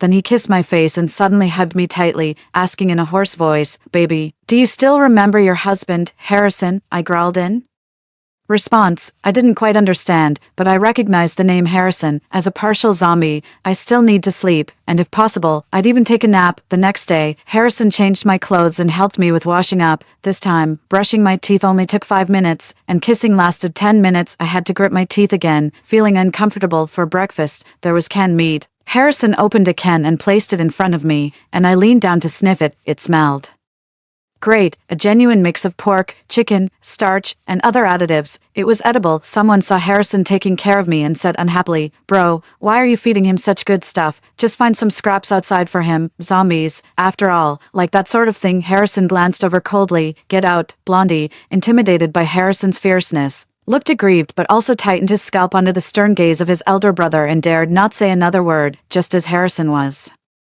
about to help me with my meal, I suddenly stood up, grabbed the canned meat, and went to find my big brother. I planned to share it with him. I'm a grateful zombie. I was almost eaten by a frenzied zombie once, and it was my big brother who saved me. Now that we've been captured by humans, I want to help him too. My big brother was sitting on the ground, his mouth fitted with a muzzle, his hands firmly tied. He didn't struggle. Seeing me coming, he made a noise in his throat. I knelt in front of him, tilting my head, figuring out how to squeeze the meat into his mouth through the muzzle. Harrison followed me, a tall figure in leather boots, his body muscular. He watched my actions and then looked towards the locked-up half-human, half-zombie, his eyes narrowing dangerously, filled with deep and fierce intent. A flash of murderous intent crossed his eyes, just as he was contemplating how to deal with this zombie that tempted his wife. I tugged at his sleeve. Roar, roar, roar. "Harrison, help me out. I'm so clumsy now. I don't know how to feed big brother." He frowned, trying to pull me up. "Baby, get up." I hugged his legs, cheekily rubbing against them. Roar, roar. "Harrison, I want to feed big brother some meat. We haven't had genuine pre-cooked food in so long." Harrison knew me too well. My coaxing made him understand. The muzzle was unlocked. Someone disagreed, pushed out by Harrison's trusted man, pressing against his chest. "Damn, you're meddling too much. What my big brother wants to Do is none of your damn business. Get lost. The man, not convinced, pushed back, his eyes dark. Bro, this beast is fierce. You're not taking our lives seriously. This was the man who had shot at me twice before. His parents and siblings were all eaten by zombies, but most zombies and those who died are just as innocent. He was pushed out by Harrison's man and yelled from outside the door, unafraid of attracting zombies. I cowered next to my big brother, intimidated. We were truly in this together. Seeing me like this, Harrison's chest heaved, and his eyes reddened and moistened. He squatted down, reached out his hand to me, his tone undeniable. Baby, come here. Jacob, my big brother, roared twice after his muzzle was removed. Are you okay, baby? I replied, roar, roar. Sure, here's the translation. No problem. This is my boyfriend, providing us with meat. The people around us murmured, damn. Are they communicating? I told you, zombies definitely have their own language. Penelope, the woman who wiped my face yesterday, suddenly spoke up calmly. That's somewhat terrifying. My brother and I listened to their chatter. I growled twice. They're talking bad about us. My brother roared back. Let them talk. As long as we're fine. I slowly nodded. My brother has a grand vision, actually. Our communication is entirely based on the understanding we've developed over months. Harrison stared at me for a long while. When I looked at him, he didn't pressure me, just patiently waited for me to come over on my own. After thinking it over, I waddled over like a little penguin. I tilted my head back, rubbed my cheek against his, and even took the chance to lick him. My husband smells so good. I'm almost dazed by it. The wet, soft sensation on his face made Harrison pause. His stern expression softened a bit, and he picked me up sideways and sat down at the dining table, sitting on his lap. He fed me meat, his portion, and meanwhile, my brother just poured the kin directly into his mouth and chewed away. His handsome face looked rather fierce at that moment, but in our zombie world, this is called cool and arrogant. Handsome. After the meal, Penelope tried to communicate with me. Although she was beautiful, I cowered not at all like a typical zombie, fearfully burying my head in Harrison's chest. I took the opportunity to lick his collarbone. Harrison stiffened, a suspicious blush spreading across his austere face, and he patted my head. Penelope said with a subtle expression, bro, are you planning to keep this little zombie? Now, people have started taming zombies, not a good sign, but there's no helping it. Some leaders at the bases are already preparing such policies. There are many who oppose it, but power is the real deal. She believed that not fully turned zombies could be used as useful frontliners, but they should never be privately kept in a domesticating manner. Any form of exploitation or oppression of the vulnerable, or the loss of autonomy, is a crime to various extents. Harrison didn't explain. Just said, she's my wife. Penelope, about to say something, was taken aback. What? At that moment, the talkative blonde kid leaned in, his face in disbelief. What? Harrison didn't hide it and finally said, this is my wife, Hazel. Everyone in the room was stunned. Wife? A wife with a name? And what's a wife? Is this some new excuse for taming zombies? Damn, is this a serious game? No. Holy shit, the blonde kid exclaimed. I knew this little zombie looked familiar. Isn't she the person in the photo bro always carries? Everyone was amazed and looked at me, somewhat taken aback because I looked much more vibrant in the photo. These guys chattering away. Harrison couldn't be bothered to explain. He patted my head and whispered in my ear, lick gently, don't leave a blood mark. The journey back to the base was not smooth. Fortunately, several not fully turned zombies helped us a lot, especially my big brother Jacob, who drew the zombies away. Whoa, I'm totally his fanboy. I'm so excited. I shouted, come on, big brother. He heard me and waved stiffly. Harrison covered my eyes and dragged me back into the car. He raised his hand and shot a few zombies trying to get into the car. His expression was grim, clearly unhappy, as he held me tight in his embrace. He even slightly pulled open his collar to let me admire his attractive and beautiful collarbone. After returning to the base, Harrison used his position to prevent others from taking me away. He had many followers, so the person in charge of the base turned a blind eye. Penelope often came to check on me. She hesitated as she was leaving. She wanted to send me to the lab, but she didn't dare say it. Harrison's house was a small villa compared to others. His house was much cleaner and tidier. I really liked it there, running up and down the 2 floors. Eventually, Harrison stripped me and threw me into the bathtub. He also stripped and got in, starting to bathe me. Baby, put your hands around your husband's neck. He knew I didn't quite understand, so while saying this, he placed my hands on his shoulders. I obediently let him wash me. Good boy. He kissed my face, slowly moving to my ear and said huskily, I will cure you. I nuzzled his face, making a hee-hee sound. After the bath, Harrison dressed me in a clean shirt and trousers that surprisingly fit me perfectly. My physique was lean and tall, my hair fluffy, just covering the temple veins that looked like a totem. This made me look almost like a malnourished Normal person lately. I've been eating well, having big servings of white rice, and I've even gained some weight most of the time. Harrison took me with him on missions, but not this time. My brother had been sent to the lab. A blond young man was guarding me. We sat on the doorstep, holding our faces. Hubby, I slowly uttered the two words. These were the words Harrison taught me to pronounce in bed. Still a bit awkward. James understood. Sister-in-law, don't worry. Your husband is really capable. Recently, I've been looking more and more like a normal person. My eyelashes even had a gloss to them. Simply put, I looked healthier. My husband is indeed very capable. Having taken on family matters from an early age, the day it all happened, he called me seriously, asking me to come home quickly, watch out for pedestrians, or find a safe place to hide until he could find me. At that time, I didn't understand. But suddenly a senior sister in the lab became ill, delaying us. The zombie outbreak started, and that's when I realized something was wrong. The lab was off. The PB vaccine we received was not right. It was a vaccine developed abroad for a recent infectious disease. Many people had been vaccinated. I finally remembered something. This mission. Harrison had a narrow escape. He was injured, but fortunately, it wasn't a bite. He returned to the base, his face stern, after meeting with his close associates. He stood silently in front of the floor-to-ceiling windows for a long time. His greatest fear had still come true. Once the zombies were controlled in number and movement, conflicts would inevitably arise between the various bases. Even then, zombies will sooner or later become a resource. I quietly walked up behind him and hugged him from the back. Husband, he saw me in the reflection of the floor-to-ceiling window,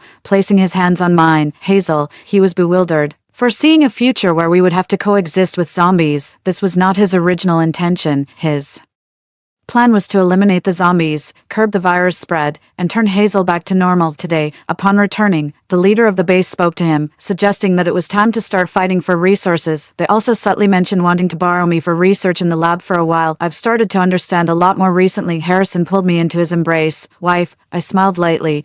My voice was faint. Barely a whisper. He caressed my face, his usually stern expression softened with tenderness. Escaping from the South Base was a harrowing experience. Eventually, Harrison, almost caught by the privately kept elder brother Jacob, along with fair-haired James, Penelope, and a group of others, managed to evacuate from the main southern base. We planned to head north and went back to my school, where we obtained the PB vaccine and experimental samples. The journey was tough. I was dragged into a horde of zombies to protect humans, and Harrison was bitten in his attempt to save me, severely infected, but a special medicine temporarily suppressed the zombie poison. Penelope led us to seek refuge at the central base. I was in so much pain, constantly crying out, my screams unsettling even the confined zombies at the base. They had no choice but to isolate Harrison and me in a separate chamber. Watching Harrison, unconscious and occasionally convulsing, I was in agony, standing by the wall and banging my head against it. When researchers discovered this, they locked me up to prevent self-harm. My eyes reddened, a tear of blood rolling down. Zombies don't shed tears. This must be pain. Though I felt none, but I think it must hurt a lot. Penelope's eyes were red with emotion. I submitted to the lab's research on me. There couldn't be a better or stronger subject than me. Firstly, my wound was close to my head, yet the zombie poison hadn't fully taken over my brain, making it easier to extract and study the antibodies in serum. Secondly, after my mutation, I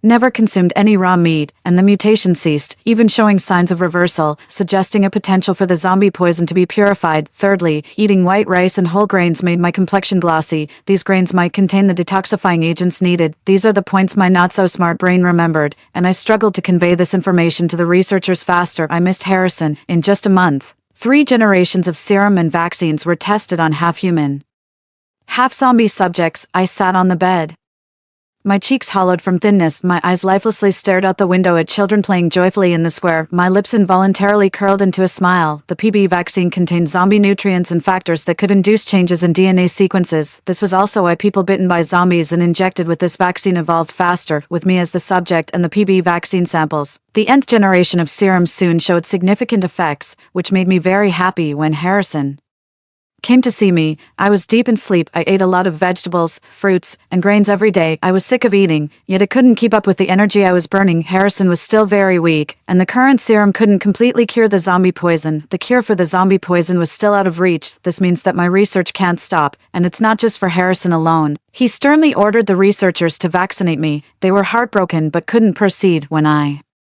Woke up, Harrison was holding a knife to Chen's throat, his eyes filled with fury. Penelope and the others were terrified, pleading with him not to be rash, but he wasn't being rash, he was just in great pain. Brother, I opened my eyes, saw Harrison, and felt so happy. My slender fingers clutched the blanket and pulled it up to cover my eyes, because I knew I must look terrible. I hadn't dared to look in a mirror for a long time. When I was human, I was a boy who loved beauty. After mutating, I became a beauty-loving zombie. Hearing my voice, he immediately let go of Chen and walked towards me. He knelt before my sickbed, his voice hoarse as he called out, "Hazel, brother." My vocabulary was limited. "I missed you." Tears rolled down Harrison's eyes, and he buried his face in my blanket, his shoulders trembling. Penelope and the others felt uneasy watching this and walked out. After that day, Harrison practically moved into my room, watching me grow thinner by the day. He grew thinner too. One day, I touched his abs, feeling they had thinned, not as firm as before. Then I touched his chest muscles, they seemed less full than before. I buried myself in the blanket and cried. The shrinking muscles of my boyfriend were truly heartbreaking. Harrison remained silent. From that day on, Harrison couldn't afford to be dispirited anymore. A few days later, he let me feel his abs again after returning from a mission. Having just worked out, his forehead slightly sweaty, his eyes wild